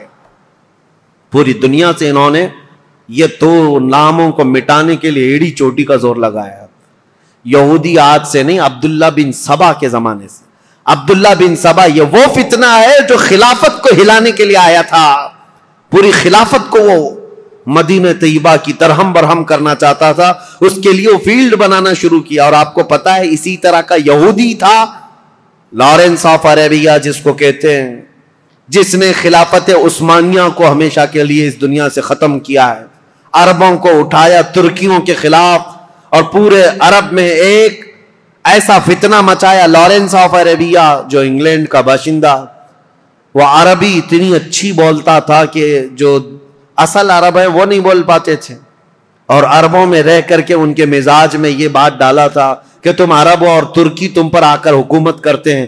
بغاوت ایسی کی تھی کہ ترکیوں کے خلاف عرب کی لڑائی چلی 1920 سے لے کر 1930 تک، اور ترکی عرب کا پورا علاقہ چھوڑ کر چلے گئے، اور اس کے بعد یہ سعودی عرب قائم ہوا ہے۔ سعودی نام ہی نہیں تھا، عرب شریف ہے، حجاز تھا، نجد تھا، اور اصل عرب یمن کہلایا جاتا تھا۔ سب ڈیوائیڈ ہو گئے، ترکی چلے گئے۔ اس ڈیوائیڈیشن میں بھی سب سے بڑا رول یہودیوں کا تھا، اور یہ یہودی فتنہ حضرت عثمان غنی کے زمانے میں شروع ہوا ہے. اسی لیے تاریخ بتانا مجھے بہت ضروری ہے. عبداللہ بن سبا نے کیا کرنا شروع کیا؟ مصر کے لوگوں میں، کوفہ کے لوگوں میں، بصرہ کے لوگوں میں یہ بات ڈالنی شروع کی کہ خلافت کے زیادہ حقدار تو حضرت علی ہیں، اہل بیت ہیں، رسول اللہ کے گھر والے ہیں. اہل بیت کی محبت کے نام پر وہ ایک ایسا فتنہ لوگوں میں شروع کیا، جبکہ اسے نہ اہل بیت سے محبت تھی نہ صحابہ سے محبت تھی. وہ تو اسلام لایا ہی تھا بظاہر دکھانے کے لیے، اصلی وہ تو یہودی تھا. لیکن اس کو کہتے ہیں سبائی فتنہ. عبداللہ بن سبا ہے تو سبائی فتنہ. اس سبائی فتنے کا اثر تو اس زمانے کے بڑے بڑے مسلمانوں میں ہو گیا تھا، تابعین میں. کچھ صحابہ بھی سوچنے لگ گئے تھے کیا ہو رہا ہے، ایسے حالات پیدا کر دیا. اب سنی حضرت عثمان غنی رضی اللہ تعالیٰ عنہ کے دور کا آخری حصہ تھا. فتوحات اسلامیہ 6 سال تک تو چلتی رہی، لیکن آخری جو 6 سال ہیں وہ فتنوں میں ہی گئے. ایسے فتنے کہ کبھی انقلاب کے نام پر وہاں جماعت کھڑی ہو رہی، کبھی انقلاب کے نام پر یہاں، اور حتیٰ کہ یہ لوگ مطالبہ کرنا بھی شروع کر دیے کہ عثمان بن عفان کو کرسی سے ہٹایا جائے. لیکن مدینے میں جو صحابہ تھے وہ اس کے سخت خلاف تھے، کسی کو آواز اٹھانے نہیں دیتے تھے. مدینے میں جو صحابہ اکابر صحابہ تھے وہ جانتے تھے خلافت کو ہلانے کا مطلب ہے پورے خطہ اسلام کو ہلا دینا.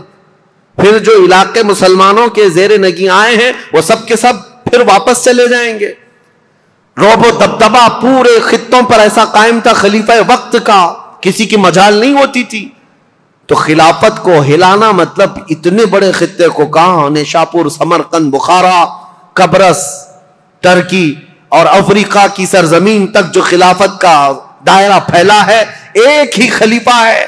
اور ایک پلر کو ہلانے کا مطلب سمجھتے ہیں. صحابہ جو مدینے کے تھے وہ اس باریکی کو سمجھتے تھے، لیکن جو نئے آئے ہوئے تھے، جوان لوگ تھے، یہ جوش میں اڑے جا رہے تھے، اڑے جا رہے تھے.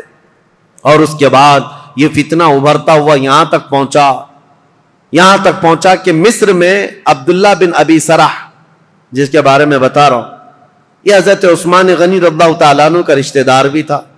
اس کے خلاف مصر کے بہت سارے لوگوں نے شکایتیں کی کہ یہ بہت سختی کرتا ہے، ایسا ہے، فلاں ہے. بہت ساری شکایتیں آتی رہیں. حضرت عثمان غنی رضی اللہ تعالیٰ عنہ اس وقت ان شکایتوں کی طرف نظر نہیں فرماتے تھے. یہاں تک کہ ایک بار حضرت محمد بن ابو بکر، اب سنی حضرت عثمان غنی رضی اللہ تعالیٰ عنہ کے دور کا یہ سب سے کڑوا واقعہ ہے، بہت کڑوا واقعہ. لوگ سنتے ہیں کربلا کی شہادت اور کربلا میں ہونے والے حالات، لیکن حضرت عثمان غنی کے آخری دور کا یہ واقعہ بہت ہی دردناک ہے. حضرت محمد بن ابو بکر جو صدیق اکبر کے بیٹے ہیں، یہ اور کئی صحابہ آئے مدینہ طیبہ میں. عبداللہ بن ابی سرح نے کیا کیا تھا؟ جتنے لوگ حضرت عثمان غنی کے پاس اس کی شکایت لے کر گئے تھے، حضرت عثمان غنی نے ڈانٹ ڈپٹ لگائی تھی ایک خط میں عبداللہ بن ابی سرح کو کہ تو اس طرح سے کر رہا ہے، توبہ کر، باز آ جا، لوگوں کے حقوق پر دست درازی نہ کر. یہ سب جو ڈانٹ لگائی تھی عبداللہ بن ابی سرح نے کیا کیا؟ جتنے لوگ مدینے گئے تھے سب کا قتل کروا دیا. جو حضرت عثمان غنی کے پاس شکایت لے کر کے گئے تھے، واپس آنے کے بعد ان کا قتل کروا دیا. بڑا معاملہ تھا. اس معاملے کو لے کر صحابہ آئے مسجد نبوی شریف میں. صحابہ کے درمیان یہ باتیں ہونے لگی کہ اس عبداللہ بن ابی سرح کا کیا کیا جائے. تو حضرت علی کے پاس یہ بات آئی تو حضرت علی نے کہا بالکل یہ قتل کا، قصاص کا مقدمہ لے کر کے آئے ہیں. عبداللہ بن ابی سرح کو صرف معزول نہیں، اس کو قتل کرنا چاہیے. اتنے لوگوں کا قتل کیسے کیا؟ صرف شکایت کرنے کی بنیاد پر. اور دیگر صحابہ جو بڑے بڑے صحابہ، حضرت طلحہ، حضرت زبیر، یہ بہت سختی کے ساتھ حضرت عثمان سے بات کرنے لگے. حضرت سعد بن ابی وقاص گئے، انہوں نے بھی، حضرت عمرو بن عاص نے بھی، یہ بڑے اکابر صحابہ تھے، حضرت عثمان سے مطالبہ کرنے لگے کہ اتنے لوگوں کے قاتل کو آپ مصر کا گورنر کیسے بنا سکتے ہیں؟ حضرت عثمان غنی نے سب کی بات سنی. اور آپ کے اوپر یہ بار بار دباؤ ڈالا جاتا تھا، وہ آپ کا رشتہ دار ہے، اس کی وجہ سے آپ اسے معزول نہیں کرتے، بنو امیہ کا ہے اس لیے آپ اس کے گورنری سے نہیں ہٹاتے. حضرت عثمان غنی نے کہا سارے صحابہ کے اوپر میں چھوڑ دیتا ہوں، آپ جس کو مناسب سمجھے اس کو گورنر بنائیں، میں خط لکھ دیتا ہوں.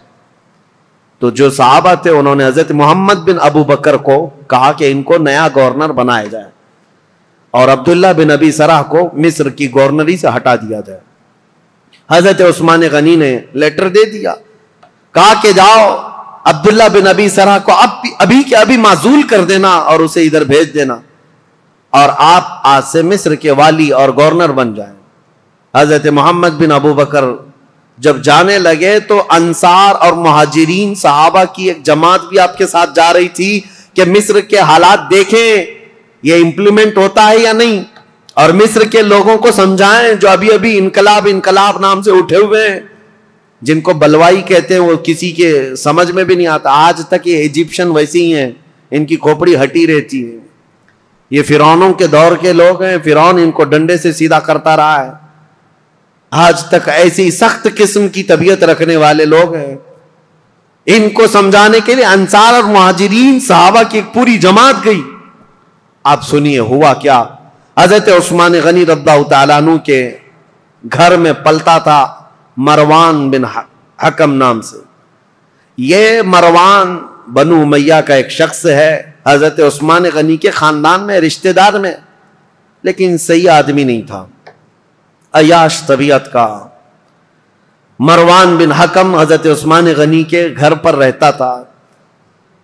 یہ صحیح آدمی نہیں تھا، یہ ذہن میں رکھ لیں آپ. اس نے کیا حرکت کی، کتنی بڑی حرکت کی، پوری تاریخ میں یہ چیز موجود ہے. ایک طرف عبداللہ بن سبا نے فتنہ مچا دیا تھا پوری جگہ پر، لوگوں میں ورغلا دیا تھا اور نئی جماعت پیدا کرنے کے فراق میں تھا. اور اس کے بعد ادھر مروان بن حکم اور بنو امیہ کی کچھ حرکتیں ایسی، ادھر عبداللہ بن سرا مصر میں فتنہ، قتل کر دیا. حضرت عثمان غنی کے خاندان پر بڑے الزامات آ رہے تھے، لیکن صحابہ جانتے تھے عثمان بن عفان کی طہارت کیا ہے، ان کی پاکیزگی کیا ہے، ان کے اخلاق کیا ہے. اسی لیے سب سے پہلے میں نے ان کی فضیلتیں آپ کے سامنے رکھی تاکہ کسی کے ذہن میں یہ بات نہ آنے پائے حضرت عثمان غنی کیا ایسا کرتے تھے ویسا کرتے تھے. سب سے پہلے میں نے آپ کو ان کے فضائل سنائے، کسی ذہن میں شک و شبہ بھی نہ آئے. وہ رسول اللہ کے داماد ہیں، میرے آقا کے انتخاب ہیں، سابقون الاولون میں سے ہیں. حضور نے ان کے متعلق فرمایا عثمان کو اب اس کے بعد کوئی عمل نقصان نہیں پہنچا سکتا. بہرحال حضرت محمد بن ابو بکر جا رہے ہیں، کہاں؟ مصر جا رہے ہیں گورنری لینے کے لیے، اور انصار مہاجری صحابہ کے ساتھ جا رہے ہیں. ابھی 2-3 منزلیں طے کیے ہوئے تھے کہ ایک حبشی غلام کو اونٹنی پر بہت تیز رفتار دوڑتے ہوئے انہوں نے دیکھا. یہ انصار مہاجرین صحابہ کی جماعت دیکھا، وہ مشکوک لگ رہا تھا، یا تو وہ کسی کا قاصد تھا یا تو کسی کا بھاگا ہوا غلام تھا. صحابہ نے اسے پکڑ لیا، پوچھا کہاں جا رہے ہو؟ کہا خلیفہ اسلام امیر المومنین عثمان ابن عفان کا پیغام لے کر میں مصر کے گورنر کے پاس جا رہا ہوں. جو صحابہ تھے انہوں نے کہا مصر کے جو گورنر ہیں وہ یہاں ہیں، محمد بن ابو بکر، بات کرو کیا ہے. کہا نہیں، ان کے متعلق نہیں ہے وہ پیغام، ان کے متعلق نہیں ہے، یہ گورنر نہیں ہے. وہ پھر بھاگنے لگا تو اس کی تلاشی لی گئی، اس کے پاس کچھ نہیں ملا. اس کی ساری چیزیں تلاشی لی گئی، کچھ نہیں ملا.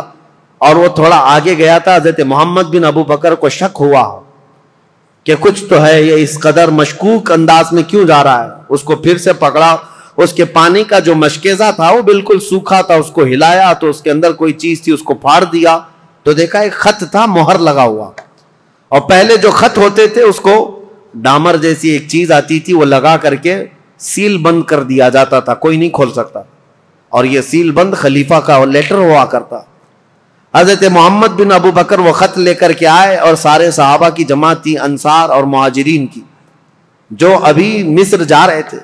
ان کے بیچ میں وہ خط لا کر کے کہا کہ کیا میں اس کو کھول کر کے پڑھوں؟ سبوں نے کہا کھول کر کے پڑھو. حضرت عثمان غنی سے ملاقات کیے ہوئے ابھی 1-2 دن ہوئے اور اتنی جلدی کوئی پیغام آیا.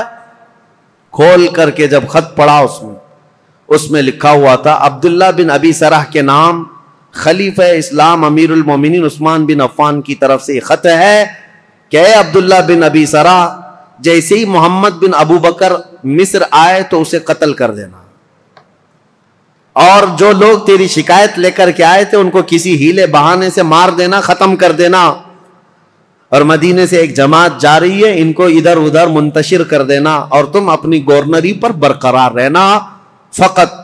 سلام کے بعد حضرت عثمان بن عفان کی مہر لگی ہوئی ہے۔ یہ کتنا بڑا واقعہ ہے، حضرت عثمان غنی کی مہر لگی ہوئی ہے۔ اب ظاہر سی بات ہے اس جگہ جو بھی ہوگا وہ آپے سے باہر ہوگا۔ حضرت محمد بن ابو بکر انہوں نے دیکھا ہے لیٹر میرے قتل کا، ایک طرف خلیفہ نے مجھے گورنر بنا کر بھیجا، دوسری طرف عبداللہ بن ابی سرا اپنے رشتہ دار کو یہ لکھ کر بھیج رہے ہیں کہ میں جیسے آؤں گا قتل کر دیا جائے مجھے۔ وہ آپے سے باہر تھے، سارے صحابہ انصار مہاجرین وہ سب برہم ہو گئے، سخت نالاں ہوئے۔ یہ جماعت واپس لوٹ آئی مدینے آئے، مدینے آنے کے بعد سیدھے مسجد نبوی شریف میں آئے۔ حضرت علی ابن ابی طالب کرم اللہ وجہہ الکریم، حضرت طلحہ، حضرت زبیر، حضرت عبد الرحمن، بڑے بڑے صحابہ موجود تھے۔ ان سب صحابہ کے پاس لا کر یہ خط رکھا گیا کہ اس خط میں ایسے ایسے معاملات لکھے گئے ہیں۔ سب صحابہ نے کہا یہ نہایت ہی بہت ہی گری ہوئی حرکت ہے، ایسا ہونا ہی نہیں چاہیے، ایسا کیسے کیا جا سکتا ہے؟ تو پھر حضرت علی رضی اللہ تعالیٰ عنہ نے کہا اس مسئلے کو امیر المومنین سے ہی پوچھا جائے۔ تو خط لے کر حضرت علی آئے، آپ کے ساتھ 6 صحابہ اور بھی تھے۔ حضرت عثمان غنی، یہ آپ کو میں بتا رہا ہوں 70 سال کے بعد تو وہ خلافت پر بیٹھے تھے، اور تقریباً آپ کی عمر ابھی 80 سال کے قریب ہو رہی تھی۔ اس وقت آپ تو مکمل عبادت میں لگے رہتے تھے۔ حضرت عثمان کے پاس آئے، حضرت علی نے یہ خط دکھایا، وہ غلام کو بھی پکڑ کر کے لائے تھے، وہ اونٹنی بھی ساتھ تھی۔ حضرت عثمان سے کہا یہ غلام آپ کا ہے؟ حضرت عثمان نے کہا یہ غلام میرا ہے۔ کہا اونٹنی؟ کہا یہ بھی میری۔ اس کے بعد مہر دکھائی، کہا یہ آپ کی مہر ہے؟ کہا میری مہر ہے۔ کہا یہ خط پڑھ کر کے سنا، یہ خط کیا ہے؟ حضرت عثمان غنی نے خط سنا، اس کے بعد کہا اللہ رب العزت کی وحدانیت کی قسم، ان میں سے ایک حرف بھی میرا لکھا ہوا نہیں ہے، میں اس سے بری ہوں۔ حضرت علی فوراً اٹھ گئے، کہا صحابہ سے آج تک ہم نے عثمان کو قسم کھاتے ہوئے نہیں سنا تھا۔ ان کی پاکیزگی، ان کی طہارت ایسی تھی کہ ان کو قسم کھانے کی ضرورت نہیں پیش آئی۔ تو کہا کہ عثمان بن عفان اگر حلف اٹھا چکے، قسم کھا چکے ہیں، تو یہ خط ان کا ہو ہی نہیں سکتا۔ حضرت طلحہ، حضرت زبیر تھے، انہوں نے کہا ٹھیک ہے، ہم نے تسلیم کر لیا، داماد رسول امیر المومنین سے آج تک ہم نے جھوٹ سنا نہیں ہے، آپ اس پر بھی جھوٹ نہیں بول رہے ہیں، لیکن مسئلہ یہ ہے کہ یہ تو معلوم کریں کہ یہ ہے کس کا۔ اس خط نے پورا فتنہ مچا دیا ہے، محمد بن ابو بکر ماننے کو تیار نہیں ہے۔ اب یہ خبر مصر بھی پہنچ گئی، اور مصر کے جو بلوائی تھے عبداللہ بن ابی سرح سے جو پریشان تھے، وہ سب کی سب جماعت بنا کر مدینے آ گئے، مدینے میں داخل ہو گئے۔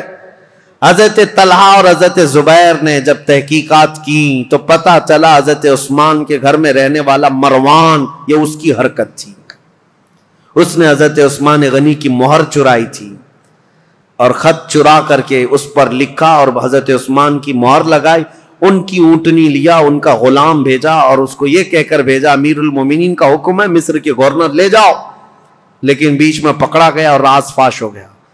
جیسے ہی پتا چلا مروان چھپ گیا۔ اب مسئلہ یہ تھا کہ حضرت طلحہ، حضرت زبیر اور بڑے صحابہ نے کہا عثمان ابن عفان سے، کہا اس نے اتنی بڑی حرکت کی ہے، لہذا مروان کو آپ ہمارے حوالے کر دیں۔ حضرت عثمان رشتہ داروں کے لیے بڑے نرم بھی تھے، آپ کو پتا تھا اگر مروان کو ان کے حوالے کیا جائے تو قتل ہو جائے گا، مار دیا جائے گا۔ حضرت عثمان غنی نے مروان کو ان کے حوالے نہیں کیا، بس یہی بات تھی جو بہت بڑا فتنہ لاحق ہو گیا۔ حضرت علی کرم اللہ وجہہ الکریم نے بھی سارے صحابہ سے کہا حضرت عثمان غنی اگر مروان کو آپ کے حوالے نہیں کرنا چاہتے تو سب کے سب چلے جائیں، اس لیے کہ سزا دینے کا حق خلیفہ وقت کو ہے، عثمان ابن عفان سزا دیں گے۔ حضرت علی اس میں حق بجانب تھے، لیکن حضرت علی کرم اللہ وجہہ الکریم نے بھی حضرت عثمان غنی سے کہا تھا کہ اس مسئلے کو جتنی جلدی آپ فرو کریں گے، ٹھنڈا کریں گے، اتنی جلدی ہم سب کے لیے امان ہے، ورنہ فتنہ بہت بڑھ چکا ہے۔ اب حضرت عثمان غنی رضی اللہ تعالیٰ عنہ سے جب صحابہ نکل گئے تو یہ مصر کے جتنے بلوائی تھے یہ سب کے سب حضرت عثمان غنی کے گھر کے اطراف محاصرہ کر لیے، اور حضرت عثمان غنی کے گھر کے اطراف کیوں کھڑے تھے؟ صحابہ پوچھتے تو یہ کہتے مروان ان کے گھر میں چھپا ہوا ہے، جب بھی نکلے گا ہم اسے ماریں گے، ہم خلیفہ وقت کے خلاف نہیں ہیں، مروان کو ہمارے حوالے کرے۔ حالانکہ مروان کب کے ان کے گھر سے بھاگ کر ملک شام جا چکا تھا، حضرت عثمان کے گھر میں تھا بھی نہیں، لیکن یہ بلوائی اسی انتظار میں کہ مروان گھر کے اندر ہے محاصرہ کر کے رکھا۔ کتنے دن؟ 40 دن تک چلا تھا یہ محاصرہ، اور حضرت عثمان غنی پر ایک دانہ پانی بھی اندر جانے نہیں دیتے تھے۔ سیدہ ام المومنین حضرت حفصہ حضور کی زوجہ ہے، وہ پانی کا مشکیزہ لے کر حضرت عثمان غنی کے پاس جا رہی تھیں پانی پلانے کے لیے۔ ان کے خچر پر جو مشکیزہ رکھا تھا ان بلوائیوں نے تیر مار مار کر کے مشکیزہ پھوڑ دیا اور پورا پانی بہا دیا۔ ام المومنین کو تک حضرت عثمان کے گھر جانے نہیں دیا، حضرت عائشہ صدیقہ کو تک جانے نہیں دیا۔ یہ نئے آئے ہوئے لوگ تھے اسلام میں سب، یہ بلوائی۔ ایک دن حضرت عثمان غنی چھت پر کھڑے ہوئے اور پوچھا لوگوں سے، کیا ہے لوگوں، کیا تم میں علی بن ابی طالب ہیں؟ لوگوں نے کہا نہیں ہے۔ کہا تم میں سعد بن ابی وقاص ہے؟ لوگوں نے کہا نہیں ہے۔ کہا طلحہ یا زبیر ہیں؟ کہا نہیں ہے۔ حضرت عثمان نے چھت سے پکار کر کہا، کیا میری بات علی بن ابی طالب تک کوئی پہنچا سکتا ہے؟ کہا کہ کیا بات ہے؟ کہا علی بن ابی طالب سے یہ کہہ دو کہ عثمان بن عفان پچھلے 4-5 دن سے پانی کا ایک گھونٹ بھی نہیں پیا ہے۔ خبر ملی مولا علی کرم اللہ وجہہ الکریم کو، حضرت علی رضی اللہ تعالیٰ عنہ نے اپنے دونوں شہزادوں کو لے کر حضرت حسن اور حضرت امام حسین کو پانی کے مشکیزے بھرے اور چند جوانوں کو لے کر حضرت عثمان کے گھر پہنچ گئے اور پانی پہنچایا۔ یہ صرف اور صرف یہی پانی تھا حضرت عثمان کے گھر جو پہنچا، آخری پانی تھا جو حضرت علی بن ابی طالب کی طرف سے آیا تھا۔ میرے عزیزو، یہ باتیں اس لیے بھی بیان کرنا ضروری ہے کہ لوگ ایسی چیزیں کنٹروورسی بیان کرتے ہیں کہ حضرت علی میں حضرت عثمان میں نہیں بنتی رہی ہوگی اور انہوں نے ایسا کیا ہوگا۔ نہیں، حضرت علی کی نہیں بنتی تھی، حالانکہ حضرت عثمان کے گھر کے دروازے پر پہرا دینے کے لیے امام حسن اور امام حسین کو کھڑا کیا گیا تھا، اور عبداللہ بن زبیر، حضرت زبیر نے اپنے بیٹے کو کھڑا کیا، حضرت طلحہ نے اپنے بیٹے کو کھڑا کیا، بڑے بڑے صحابہ نے اپنے اپنے بیٹوں کو حضرت عثمان کے گھر کے دروازے پر کھڑا کیا ہے، اور یہ تنبیہ کی تھی یہ بلوائی مصر کے کہیں رات کے وقت یا کہیں انجانے میں عثمان بن عفان کے گھر میں داخل نہ ہو جائیں اور کہیں ان کو نقصان نہ پہنچائیں۔ یہاں تک کہ یہ بلوائی جو ہے مصر کے جو لوگ آئے تھے، ایک مرتبہ تیر چلائے تھے، ان تیروں کی وجہ سے حضرت امام حسین کا پورا سینہ زخمی ہو گیا، خون خون ہو گئے تھے، اور حضرت امام حسن مجتبیٰ کے سر پر زخم آیا تھا نیزے سے۔ یہ حضرت عثمان کی حفاظت پر دونوں شہزادے کھڑے تھے، اور یہ خون اتنا بہہ گیا تھا جس کو دیکھ کر کے ڈر گئے۔ محمد بن ابو بکر ان میں تھے، انہوں نے کہا ہے لوگوں، ہم تو عثمان بن عفان اور بنو امیہ کے خلاف کھڑے ہیں، ابھی تم نے ان کا خون اتنا بہا دیا کہ بنو ہاشم ان کا یعنی بدلہ لینے کے لیے آ جائیں گے۔ بنو ہاشم کون ہے؟ رسول اللہ کا خاندان، اور امام حسن اور امام حسین جب زخمی ہو گئے ہوں تو رسول اللہ کا جو خاندان ہے بنو ہاشم، وہ تو بدلہ لینے کے لیے آ جائیں گے۔ محمد بن ابو بکر نے کہا معاملہ سب الٹ جائے گا، عثمان بن عفان کو کوئی دیکھے گا ہی نہیں، حسن اور حسین جو زخمی ہوئے اس کا بدلہ لینے کے لیے قوم ہم پر ٹوٹ پڑے گی، اس لیے اس کام کو جلدی کر دو۔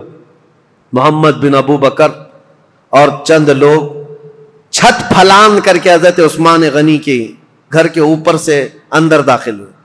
اس وقت سیدنا عثمان بن عفان قرآن کی تلاوت کر رہے تھے، قرآن پڑھ رہے تھے، اور رسول کریم صلی اللہ تعالی علیہ وسلم کو ایک دن پہلے خواب میں دیکھا تھا۔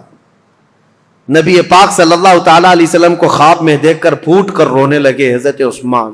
کہا یا رسول اللہ، وہ قوم جس کو میں نے بیر روما وقف کر دیا تھا جب مدینے میں کسی کے پاس پانی نہیں تھا، میں نے ان کے لیے پانی وقف کیا، آج وہ قوم مجھے پانی نہیں دے رہی. نبی پاک صلی اللہ تعالی علیہ وسلم نے حضرت عثمان سے کہا کیا ہے عثمان، تھوڑا اور برداشت کر لو، کل میرے ہاتھ سے پانی پیو. حضرت عثمان کہتے ہیں حضور کو خواب میں اتنا دیکھنے کے بعد تسلی ہو گئی. 40 دن کا محاصرہ چلا ہے حضرت عثمان کے ساتھ، 40 دن کا، وہ 40 دن روزے سے گزرے. حضرت عثمان غنی رضی اللہ تعالیٰ عنہ کی یہ سختیاں، اور جب پانی بھی نہیں پہنچتا، کھانا بھی نہیں پہنچتا، اس وقت رسول کریم صلی اللہ تعالیٰ علیہ وسلم کے کئی صحابہ، میں یہ بات میں بتاتا ہوں، محمد بن ابو بکر چھت پھلانگ کر کے آئے تھے، اس سے پہلے کئی صحابہ آئے، حضرت طلحہ آئے، حضرت زبیر آئے اور دیگر بڑے صحابہ آئے. کہا امیر المومنین یہ حالات بڑے سخت ہو گئے، 3 باتوں میں سے ایک بات کر لیجیے آپ، یا تو آپ کسی چھپے ہوئے راستے سے ملک شام چلے جائیں، وہاں آپ کی حفاظت ہو سکتی ہے، یا تو پھر مروان کو پکڑوا کر کے اس کو سب کے سامنے سزا دے دیں، معاملہ ٹھنڈا ہو سکتا ہے، یا تو پھر آپ اپنی خلافت سے دستبردار ہو جائیے، خلافت سے آپ ہٹ جائیے. حضرت عثمان نے کہا یہ تینوں کام نہیں کر سکتا، مروان میرے پاس نہیں. رہی بات مجھے ملک شام جانے کی بات کر رہے ہو، حضرت عثمان غنی کہتے ہیں میرے جسم کے ٹکڑے ہو جائیں میں رسول اللہ کا مدینہ چھوڑ کر نہیں جا سکتا. میں رسول اللہ کا پڑوسی ہونے کے لیے اپنا وطن مکہ چھوڑ کر یہاں آیا، اپنی جان بچانے کے لیے میرے نبی کا شہر چھوڑ کر نہیں جا سکتا.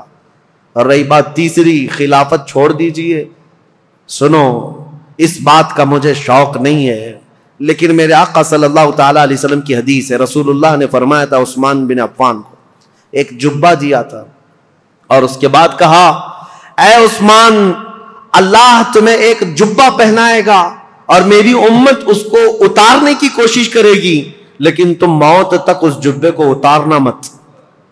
حضرت عثمان نے کہا اس جبے سے مراد رسول اللہ نے جو فرمایا تھا وہ خلافت کا جبہ تھا جو اللہ نے مجھے پہنایا، اور میں نے اپنی زندگی میں رسول صادق صلی اللہ علیہ وسلم کی بات سچ ہوتے دیکھا. قوم مجھ سے وہ جبہ اتارنے کی کوشش کر رہی ہے اور میں ابھی تک برقرار ہوں تو صرف رسول اللہ کے فرمان کی وجہ سے. میرے آقا نے فرمایا ہے. تو صحابہ نے جب یہ 3 باتیں رکھی، حضرت عثمان نے تینوں کا جواب دیا تو سب صحابہ چلے گئے. اب وہ 40واں دن تھا جب حضرت عثمان قرآن کی تلاوت کر رہے تھے. حضرت حسن، حضرت امام حسین، حضرت عبداللہ بن زبیر، حضرت طلحہ کے بیٹے، یہ سب دروازوں پر کھڑے تھے، لیکن چھت سے یہ لوگ داخل ہو گئے. جیسے ہی آئے، محمد بن ابو بکر کون ہے؟ حضرت ابو بکر صدیق کے بیٹے. ان کے قتل کا فرمان گیا تھا نا، تو ظاہر سی بات ہے ان کو غصہ تھا. حضرت عثمان کے خط میں کس کے قتل کا تھا؟ ان کے قتل کا مسئلہ لکھا ہوا تھا. عبداللہ بن ابی سرح کو جو خط لکھا گیا تھا مروان نے، وہ محمد بن ابو بکر کے قتل کا تھا.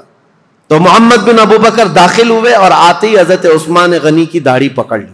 کہا عثمان بن عفان سے، امیر المومنین آپ ایسا کیسے کر سکتے ہیں؟ میرے ساتھ ایسا کیسے کر سکتے ہیں آپ؟ ایک طرف مجھے گورنر بنا کر بھیج رہے تھے اور دوسری طرف اس کو میرے قتل کا لیٹر بھیج رہے تھے.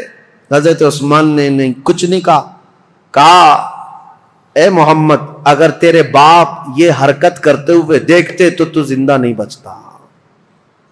وہ ڈر گئے محمد بن ابو بکر، کیونکہ حضرت ابو بکر صدیق اگر دیکھ لیتے اس بات کو. حضرت عثمان نے صرف اتنا جملہ کہا اگر تیرے باپ ہوتے تو میری داڑھی تک تیرا ہاتھ نہیں آ سکتا تھا.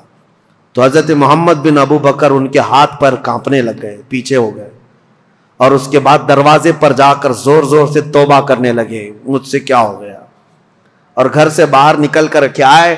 لیکن حضرت محمد بن ابو بکر کے ساتھ جو مصر کے 2 بلوائی آئے تھے، انہوں نے اپنے نیزے سے حضرت عثمان کے سینے پر مار کر کے ان کو شہید کیا.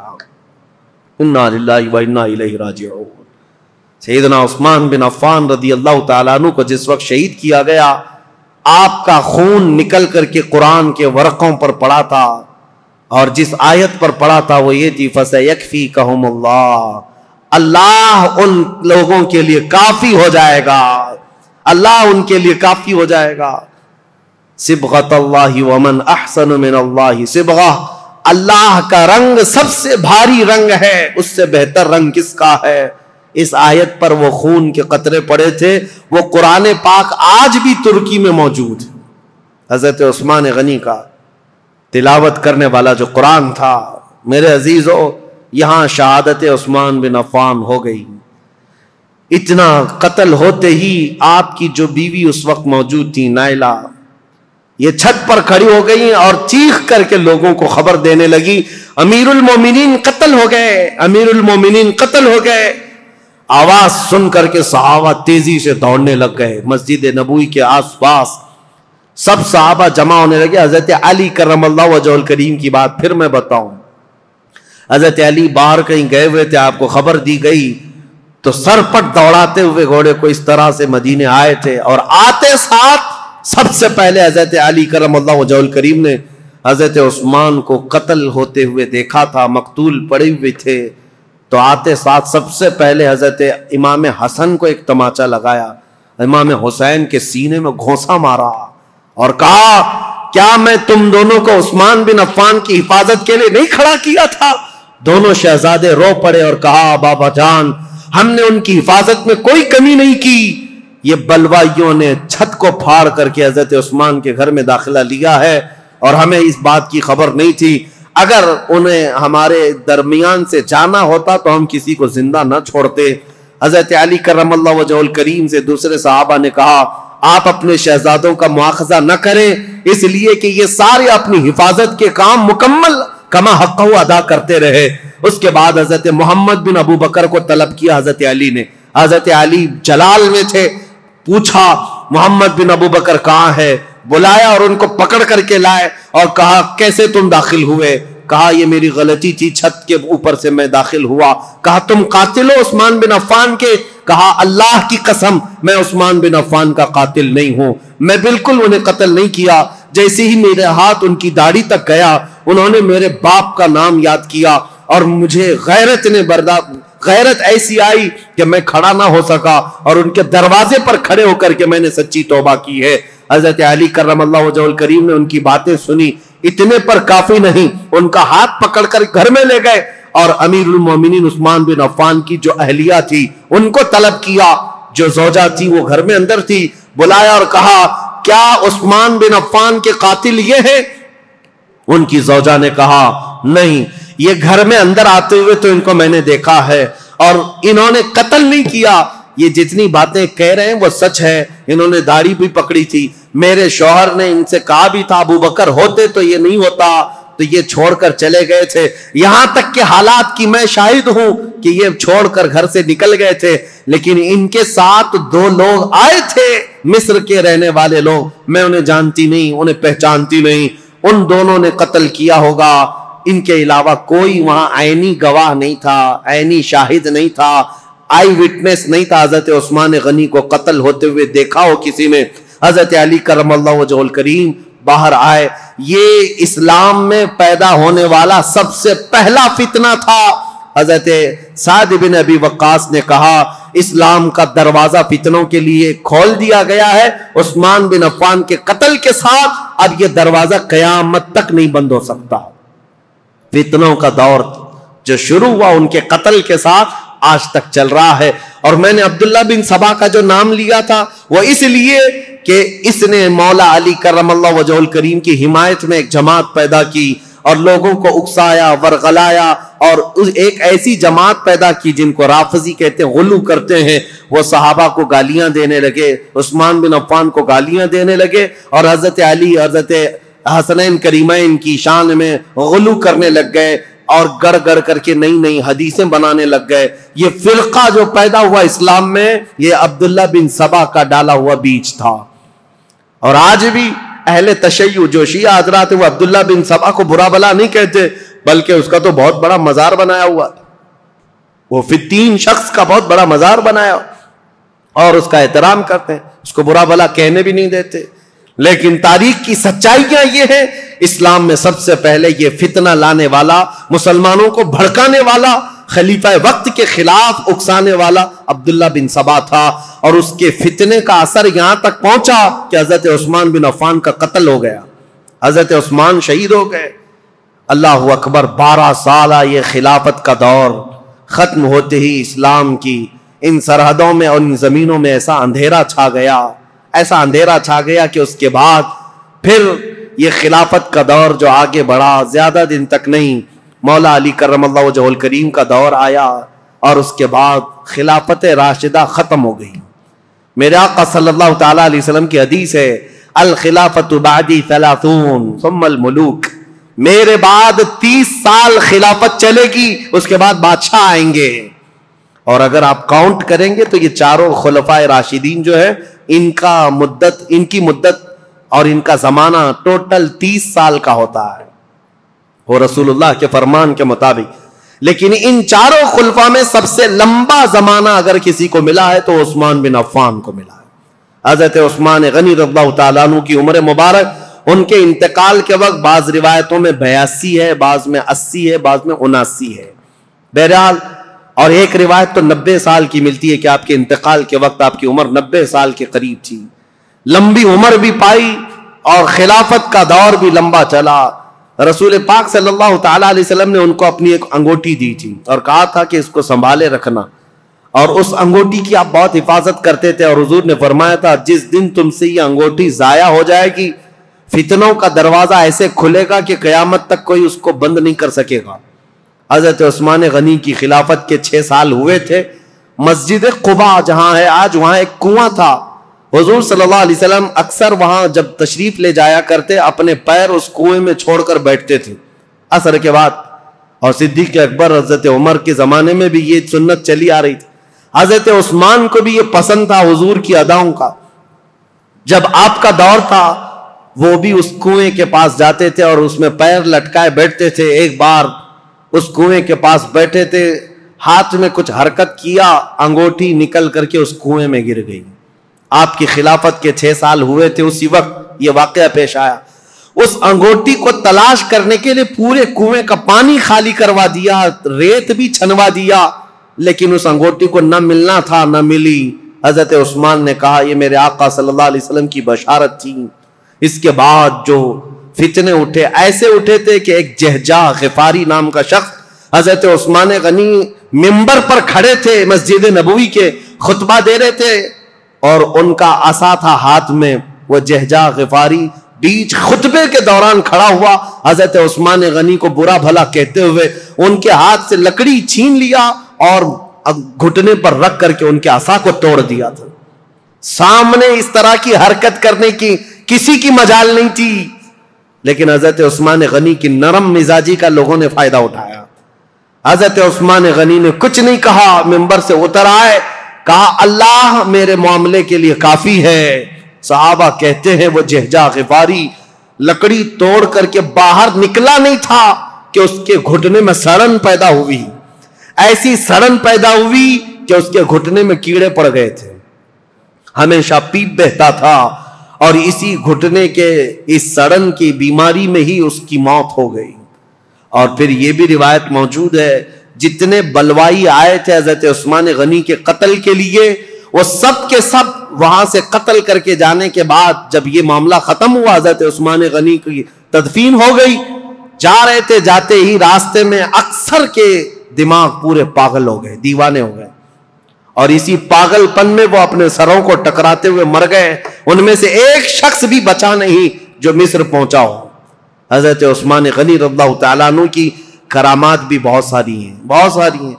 سیدنا عثمان بن عفان رضی اللہ تعالیٰ عنہ یقیناً محبوب خدا تھے، محبوب مصطفیٰ تھے، ان کے بارے میں کوئی بھی کلام نہ کرنے پائے۔ عزیزان گرامی، آج کے دور کی بات میں آپ کے سامنے رکھ کر گفتگو کو سمیٹتا ہوں۔ بہت سارے آج ایسے کھٹمل آئے ہوئے ہیں جو سیدنا عثمان بن عفان کی طرف انگلی اٹھاتے ہیں، اور ان کی شہادت کے متعلق میں ایک روایت بتا دوں، ابن عساکر کی روایت ہے اور مسند ابی یعلا کی روایت ہے۔ حضرت عبداللہ بن عباس نے فرمایا جس کو حضرت عثمان بن عفان کے قتل کی خوشی ہے یا ان کی موت کی خوشی ہے، حضرت عثمان بن عفان کے متعلق بہت بڑی روایت میں پیش کر رہا ہوں۔ عبداللہ بن عباس فرماتے کہ یہ جو مصر کے لوگ جو قتل کرنے آئے تھے یہ اگر زندہ رہتے تو حضرت عبداللہ بن عباس دونوں باتیں کیا کہتے ہیں؟ پہلے یہ بات سن لو، کہتے ہیں اسلام میں سب سے پہلا فتنہ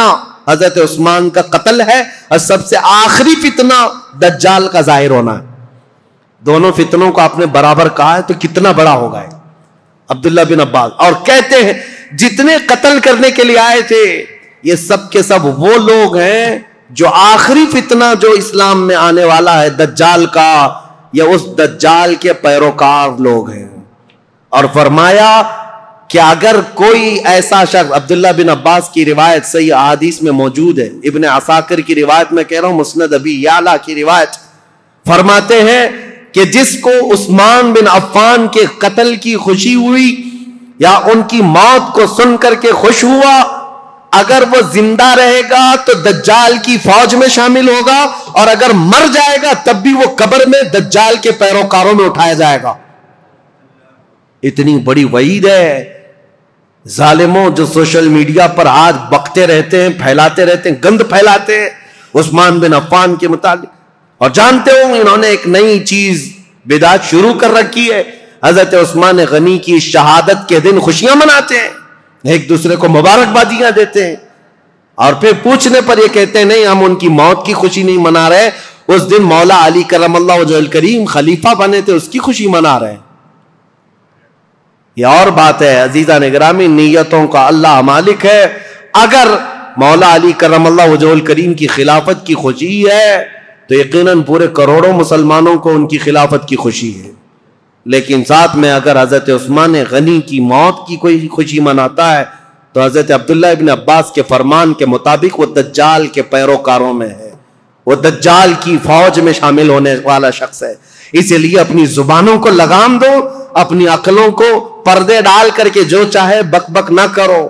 آج یہ محرم کے دور میں یہ بہت ساری چیزیں آئیں گی، سوشل میڈیا میں ابھی بہت سارے گند پھیلانے لگ جائیں گے، یہ تینوں خلفاء کے بارے میں اور کبھی حضرت امیر معاویہ کے بارے میں، انہوں نے ایسا کیا، انہوں نے ایسا کیا، اور یہ اپنی عاقبت برباد کر رہے ہیں، اپنی آخرت خراب کر رہے ہیں. اس لیے رسول اللہ کے صحابہ کے متعلق میرے عزیزوں مجھے اتنا بیان کرنے کے لیے جتنا میں نے بیان کیا آج، یہ بہت ہی احتیاط والی چیز تھی. اگر اس میں میری زبان کہیں پر پھسلی ہو، لاکھ مرتبہ میں توبہ کرتا ہوں اللہ کی بارگاہ میں، مولا مجھے معاف کر دے. میں استغفار کرتا ہوں مولا مجھے معاف کر دے کہ حضور صلی اللہ تعالی علیہ وسلم کے صحابہ کی تاریخ بتا رہا ہوں. یہ آسان کام نہیں تھا حضرت عثمان کا دور بتانے میں. دیگر صحابہ کے بھی معاملات ہیں. حضرت ابو ذر غفاری کو انہوں نے معزول کیا، حضرت عمر بن عاص کو معزول کیا، عبداللہ ابن مسعود کو معزول کیا. بڑے بڑے صحابہ ہیں، ایک طرف عثمان بن عفان ہے، ایک طرف مولا علی کرم اللہ وجہہ الکریم ہے. یہ سب صحابہ حضرت طلحہ اور زبیر نے حضرت عثمان کے ساتھ جا کر سختی سے کیسے پوچھا تھا کہ یہ خط کس کا ہے، یہ سارے معاملات. لیکن اے سنیوں، اس مجمع میں، اس پوری تقریر میں میں نے تو بھرپور یہ کوشش کی ہے کسی بھی صحابی کے مقام میں ذرا بھی فرق آنے نہ پائے. کیا آپ کو یہ محسوس ہوتا ہے کہ میں نے کسی کو ٹرول کیا ہے کسی صحابی کے درجے کو گھٹا کر؟ جہاں جس کے مقامات ہیں ہم نے تعظیماً عرض کرنے کی کوشش کی. اس کے باوجود بھی اگر زبان کہیں پھسلی ہے میں لاکھ مرتبہ توبہ کرتا ہوں مولا کی بارگاہ میں. کسی بھی صحابی رسول کے متعلق مولا ہماری زبان کھلنے سے پہلے ہمیں موت عطا فرما. ہم صحابی رسول کے متعلق وہی عقیدہ رکھتے ہیں جو امت کے کبار علماء، تابعین اور تمام اولیاء کاملین کا عقیدہ رہا ہے. صحابہ اکرام کے متعلق جو عقیدہ میرے غوث کا تھا سیدنا عبد القادر جیلانی کا، ہم وہ عقیدہ رکھتے ہیں. انہوں نے یہ فرمایا تھا صحابی کے درجے کی بات کرتے ہو، وہ صحابہ رسول اللہ کے جو جہاد میں گھوڑوں پر بیٹھ کر جاتے تھے، ان گھوڑوں کے ٹاپ کے نیچے سے جو دھول اڑتی تھی غوث کا مقام وہاں تک بھی نہیں پہنچ سکتا. ہم ان صحابہ کے متعلق اس طرح ادب کی بات کرتے ہیں. لہذا سیدنا عثمان بن عفان کی بات آئے، کسی کی بھی بات ہے، ادب کا پہلو ہمیشہ ملحوظ رکھو.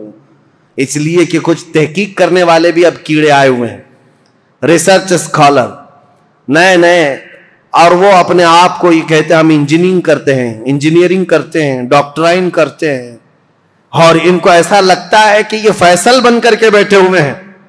کاش یہ حضرت عمر کے زمانے میں ہوتے تو ایک ہی کوڑے میں مر جاتے. صحابہ کرام کے بارے میں فیصلہ لینے کی تمہاری اوقات کیا ہے؟ تمہارا علم کتنا ہے؟ ارے تمہارا کوئی ڈھنگ کا استاد نہیں، گوگل سے پڑھے ہوئے لوگ، ان کا سارا کل ملا کر کے گوگل استاد ہے. اور سب دنیا جانتی ہے گوگل میپ کہاں کہاں لے جا کے چھوڑتا ہے، ویسے ان کو بھی گوگل چھوڑ دیتا ہے. اکثر جگہ گاڑی ایسی جگہ پھنستی ہے جہاں پیچھے بھی نہیں آ سکتے، آگے بھی نہیں آ سکتے. میں نے دیکھا ہے میرے عزیزو، اسی لیے سینہ بسینہ جو علم چلا ہے اس علم میں برکت ہے. آج نوجوانوں کی ایک بڑی تعداد انجینئروں کو، ڈاکٹروں کو، جو نئے نئے دین میں نئے نئے شوشے چھوڑ رہے ہیں، ان کو فالو کرتی ہے اور کہتی ہے یہ تحقیقی بات کر رہے ہیں، فلی ریفرنس کے ساتھ بات کر رہے ہیں. ابھی آپ سرچ کریں، میرے ساتھ ایک معاملہ پیش آیا تھا. ایک صاحب آئے، بحث کرنے کے لیے آئے تھے. میں کمرے میں بیٹھا ہوا تھا، میرے سامنے بڑی کتابیں بھی رکھی ہوئی تھی. وہ آئے، کہا کہ کچھ میں آپ سے سوالات کرتا ہوں. وہ اوٹ پٹانگ سوالات کر رہے تھے. میں نے کہا کہ ٹھیک ہے، جواب تو میں آپ کو دوں گا. آپ کو کس سے جواب دوں؟ یہ جو کتاب رکھی ہے بخاری شریف، اگر اس سے میں جواب دوں تو مانیں گے آپ؟ انہوں نے کہا بالکل مانوں گا، میں بالکل مانوں گا، اس پر ایمان ہے. میں نے کہا یہی تو جہالت ہے. یہ کتاب بہار شریعت تھی، وہاں رکھی ہوئی کتاب بہار شریعت اردو کی کتاب ہے. میں نے کہا یہ بخاری شریف سے اگر میں بتاؤں، اس شخص کو یہ تک نہیں معلوم بہار شریعت ہے کہ بخاری شریف ہے. ہروٹ پٹانگ سوالات کرنے آ گئے، گوگل سے لے کر کے آ گئے. عزیزان گرامی وقار، مجھے یہ باتیں اس لیے عرض کرنی پڑ رہی ہے کہ اسی طرح اگر ہماری نسل ان کو فالو کرتی رہ گئی تو پھر یہ نہ جانے کس خطے میں ڈال کر تمہیں چلے جائیں گے، پتہ بھی نہیں. نئی جماعتیں پیدا ہو جائیں گی، نئے فرقے پیدا ہوں گے. کل کو دیکھنا یہ سوشل میڈیا کے فالوور جتنے بھی نوجوان ہیں، یہ کل کو صحابہ کو گالیاں دینے والے لوگ ہو جائیں گے. میرے آقا صلی اللہ تعالی علیہ وسلم نے فرمایا قیامت کی بڑی نشانیوں میں ایک نشانی حضور نے فرمایا میری امت میں اخیر زمانہ ایک ایسا آئے گا جن میں چھوٹے لوگ میری امت کے بڑے لوگوں کو گالیاں دیا کریں گے. یہ وہ زمانہ ہے. اکابرین کے بارے میں پوچھتے ہیں انہوں نے ایسا کیسے کیا، انہوں نے ایسا کیسے کیا. آج میں یہ بات اس لیے عرض کر رہا ہوں، مجھے 1 گھنٹہ بیان کرنے میں پتہ نہیں کتنے پسینے چھوٹ رہے ہیں. اس لیے نہیں کہ گرمی ہے، ڈر کے مارے کہ اتنے صحابہ کا میں نے نام لیا ہے کہیں کسی کی بے ادبی نہ ہونے پائے، کیونکہ معاملات ان کے درمیان ہوئے ہیں. لیکن تاریخ بتانے کے وقت اگر کسی کو مرتبے سے گرا دیا کہ ان کی یہ حرکت تھی اس کی وجہ سے گرایا، نہیں. عزیزان گرامی وقار، ہمارا یہ منہ ہی نہیں ہے، ہمارا یہ مقام ہی نہیں ہے.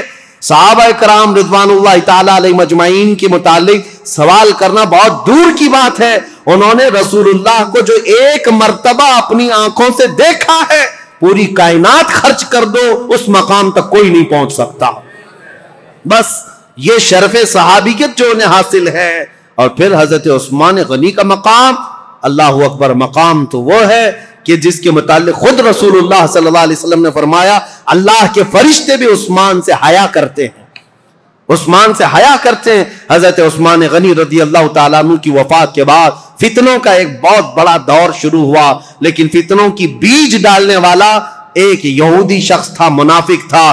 اور لوگوں کو آج برا لگتا ہے، کچھ لوگوں کو، کہ یہاں تک کہ کینیڈا میں بیٹھ کر کے ایک شخص نے ٹویٹ کیا تھا کہ یہودیوں کے بارے میں بہت کٹر خیالات رکھنے والا ایک مولانا ہے مدینہ جامع مسجد کا امام، میرا نام لے کر کے، پہلے کا دور ہے، یہ ٹویٹ کر کے بتا یہودیوں کے متعلق بہت کٹر ہے اور یہ لوگوں کو اکساتا ہے، ابھارتا ہے. مجھے پتا ہے درد کہاں ہے، تکلیف کہاں ہے. آج لوگ اگر بولنا چھوڑ دیے ہیں تو میں اس بات سے کبھی بھی دامن تہی نہیں کروں گا، نہ ہی بولنا بند کروں گا. اس لیے کہ جس قوم پر اللہ نے لعنت فرمائی ہے اور میرے دین اسلام کو ٹکڑے کرنے میں اس قوم کی ہمیشہ سازش رہی ہے. جانتے ہو خلافت کے زمانے میں جتنے خلفاء ہیں سب کو اگر کسی سب سے بڑی چیز سے چیلنج تھا تو وہ رومیوں سے یا پھر ایرانیوں سے یا حبشیوں سے یا بربریوں سے یا مغل یا تاتاریوں سے نہیں، یہ یہودیوں کی دسیسہ کاری سے، یہ چوہوں سے بدتر قوم ہے. وائر کاٹتی ہے جگہ جگہ جا کر کے، چھپ کر کے، اندر گھروں میں جس طرح وائر کاٹتے ہیں، خلافت عثمانیہ ترکی کو بھی تباہ و برباد کرنے والی یہودی جماعت ہے، جنہوں نے آج بیت المقدس فتح کر لیا۔ سلطان عبد الحمید کے پاس یہ آئے تھے بھیک مانگنے کے لیے فلسطین میں 2 گز زمین مل جائے۔ سلطان عبد الحمید نے جو جواب دیا تو آج پوری دنیا اس بات کو یاد کرتی ہے۔ انہوں نے کہا تھا میری پوری زندگی ختم ہو جائے 2 گز زمین تو کیا ایک تنکا بھی میں فلسطین کا کسی یہودی کو دینے کے لیے تیار نہیں۔ ان کو منانے کی 1000 کوششیں ہوئی، لیکن ان کے انتقال کے فوراً بعد ہی یہ عرب آئے اور ان سے ایگریمنٹ کر کے صرف ایک چھوٹا سا علاقہ یہودیوں نے بھیک مانگ کر 4000 لوگوں کو فلسطین میں بسایا تھا۔ فرسٹ ورلڈ وار کے بعد آج دنیا جان رہی ہے 4000 کو بسانے کا انجام کیا ہے۔ پورے عربوں کے ناک میں دم کر رکھا ہے انہوں نے، سارے عربوں کو بھی مار کر رکھا ہے۔ نہ مصر ان سے مقابلہ کر سکتا ہے، نہ شام مقابلہ کر سکتا ہے، نہ لبنان، نہ ایران، کوئی نہیں۔ بیچوں بیچ بیٹھ کر کے دسیسہ کاریاں کرتے ہیں۔ پہلے کے خلفاء جانتے تھے ان کا بویا ہوا بیج بڑا خطرناک ہوتا ہے۔ اسی لیے میرے عزیزوں، آج یہ بات مجھے عرض کرنی ضروری تھی تاریخ اسلام میں، کہ اسلام میں سب سے پہلا فتنوں کا بیج بونے والا شخص عبداللہ بن سبا یہودی تھا۔ اللہ 1000 لعنت فرمائے اس شخص پر، اور یہودیوں کے فتنوں سے اللہ ہمیں ہمیشہ محفوظ فرمائے۔ وآخر دعوانا ان الحمد للہ رب العالمین۔ السلام علیکم۔